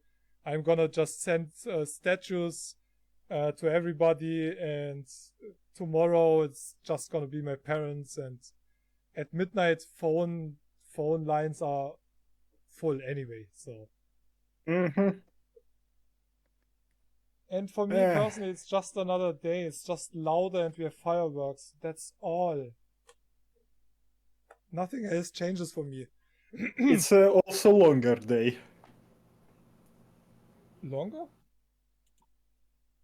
Yeah, okay. You also not getting to sleep at the night. My bad. Well, I mean, the next day is closed anyway, so it's holiday the next day. So, and we do have a how do you call that? Well, next year we have 29 days in February. Oh yeah.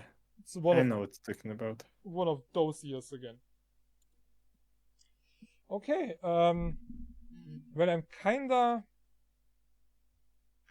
thinking about stay online and continue to stream because I still want to play a game that I didn't play last night because I was too tired. Leap year? Really? Huh? Google Translator saying that thing that is going to be next year is calling leap year.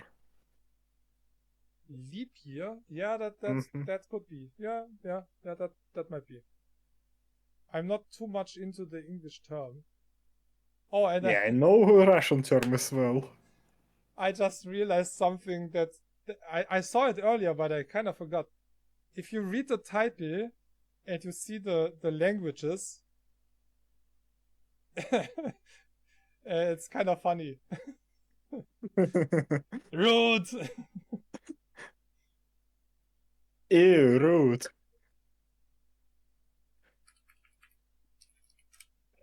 Um, to the person whispering on my bot channel, stop whispering. It's so funny. They whisper stuff on my bot channel. What are you playing at the moment? Yeah, well, nothing. So fucking stupid. There's a reason why there's no info in my bot account. Because it's a bot. Okay, yeah, I think I'm gonna continue to stream since I have a few viewers here, and yeah, I want to play anyway. Yeah, you continue. I'm just going to rest Yeah, you do that. for the last time this year. Yeah, do that. Oh, you could show your robot if you want to. Oh, yeah, I can do that. The transition. Oh my god.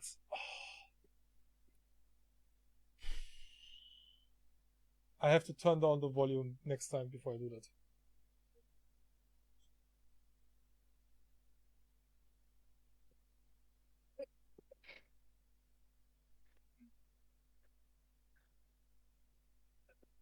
I'm back. Wait. So yeah, I built that thing. Gonna make you a little bigger here, right? Is that way?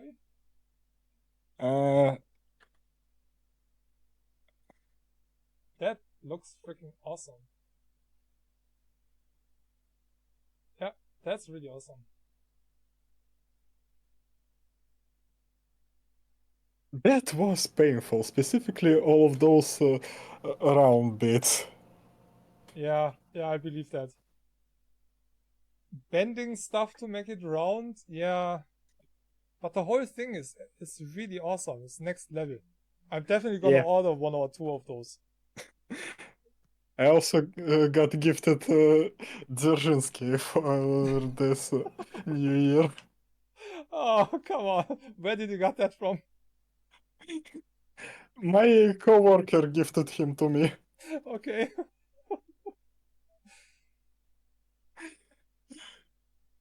Can you still buy him everywhere or what? Not everywhere, but you can. Yeah? Okay. That's interesting. Oh, funny. But yeah, that mech is freaking epic. Yeah.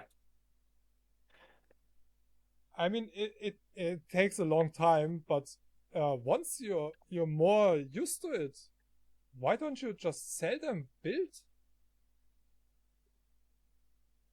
Yeah, You could put them on Etsy and sell them for $100. well, putting them for Etsy would be a waste for me because it's not working here. But yeah, I know what you're talking about. I just I'm not sure I can do that right now because I'm making too much damage to the paint when I'm bending stuff. Okay. Well, if you get better at it, because the thing Yeah, is, if you buy something like that finished, it's normally plastic and it's painted plastic. yeah, Out of metal, you barely see something like that. And some people would be like, hey, I would like to have that, but holy shit, I'm not gonna build that myself. yeah. So, When I bought that, I was like, I thought that he would be bigger, so it would be a bit easier to bend him.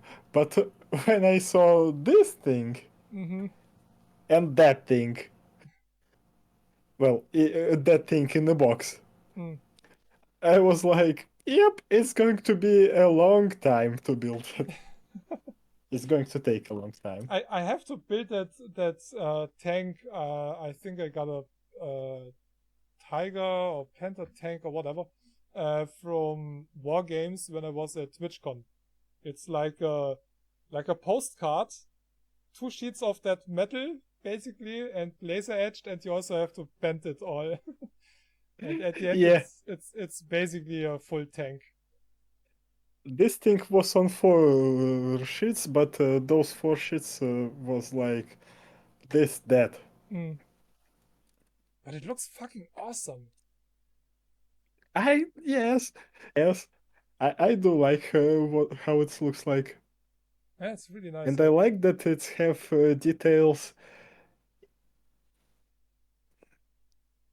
even in the parts that you barely can see. Mm. Yeah, it's super detailed. The pictures that you sent me, I was really impressed. I mean, it's not really big. Some parts are relatively small, but you have those prints on it and stuff. So really high Mm-hmm. quality.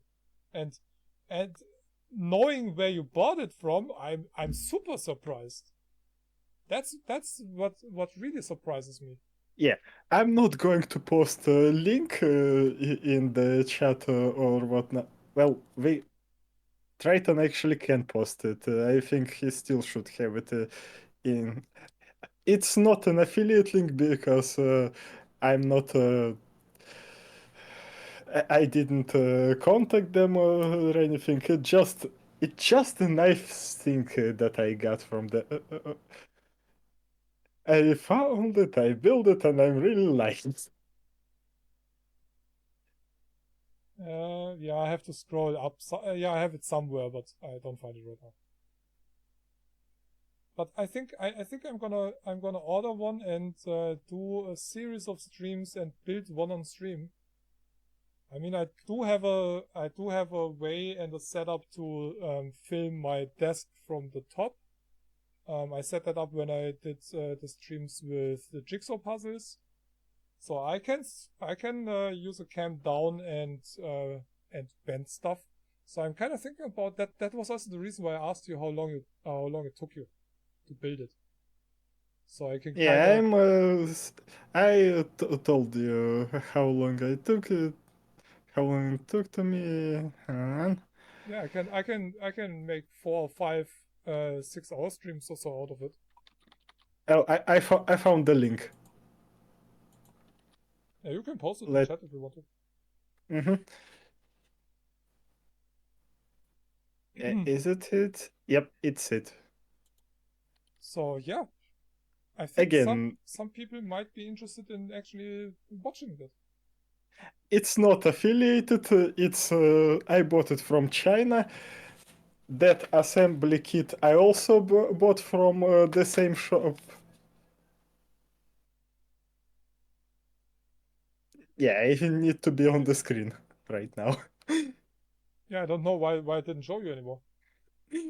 I bought that assembly kit also from the same shop.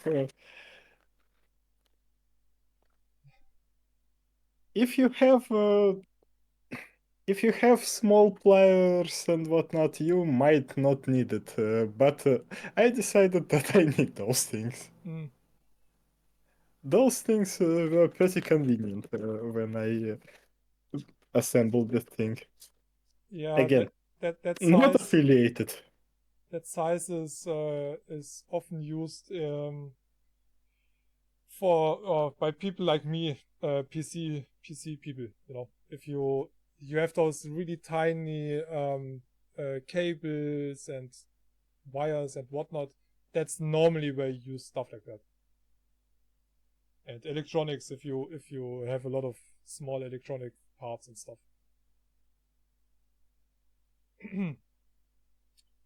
Well, okay. I'm actually gonna switch over to my other scene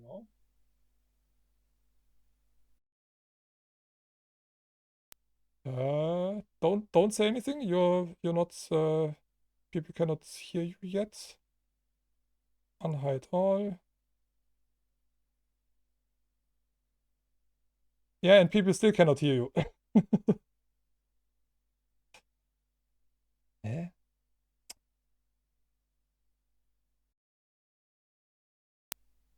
Well, that doesn't work. Oh my god. Oh. I have to listen back and see if that's on stream. But okay, normally I don't have anything in my ear because audio normally comes out of my game PC and not of my stream PC. So, all right, Lothar, thanks for hanging out as always, and Yeah, thanks for hearing me. That's again, as I told you, that's our longest post-stream hangout. yeah, definitely. Well, what is it? The 5th year is upcoming, and yeah, so fascinating. Yeah.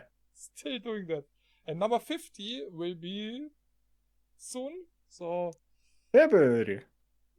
yeah, it will be actually in February. It will be 50 because I don't know where you came up with 49. This was 48. But you I posted derped. yeah, you posted the announcement for 47 twice. Oh. Oh, so it's 39. No, it's 48. Oh. I don't know why you posted twice for 47 in November. I have no idea as well. I checked earlier because I wasn't sure if it's really 49 because I saw our last stream was 47. And I wasn't sure, did we do another one after that? And then I checked the announcements and I was like, wait a second. That's exactly the same twice. But 5 likes here, 6 likes there. What? I have no idea what just happened. Me neither. Let's just say that my brain derped. Hey, but like hard. After 46 episodes, hey, that's okay. The first fail like that. Not the first, but okay. Yeah, double posting. Yeah, that was the first, I think. Yeah, double posting is first. But actually, we should maybe do it like, wait, the birthday of the group is in March. So it was created March 24th, 2015. So it will be the 9th birthday. The fuck? Oh. 9th birthday already. So it would be cool to actually have 50 in the birthday month. So skipping January. Yeah, I don't know yet. Yeah, we'll see about that because I know that we had sometimes episodes like episode 20.5, so Yeah, okay, yeah, but we'll think about something. yeah, true. We had more parts and stuff. Yeah. But I think 50 is a really nice number, and having that in the birthday month, yeah, yeah, we think about it. Yeah, double 39 if we'll figure out what we can drag for 2 episodes. Yeah, we will find something. We will find something. All right. So I'm gonna stay here. Or the way I'm gonna take a break, but I'm gonna continue to stream for the next few hours until I get too hungry to continue. So Lothar, again, thanks, and yeah, we write, but until we write, you have a nice last day of your year, and Yeah, Happy New Year, everyone. yeah, for the next 50 shows. All right, Lothar, you have And a good one. beyond. Yeah, and beyond. Have a good night. Have a good one. Yeah, bye. Bye, Bye. everyone. Oh, fuck Epic. Yeah, right. All right. Bye, Lothar. Bye.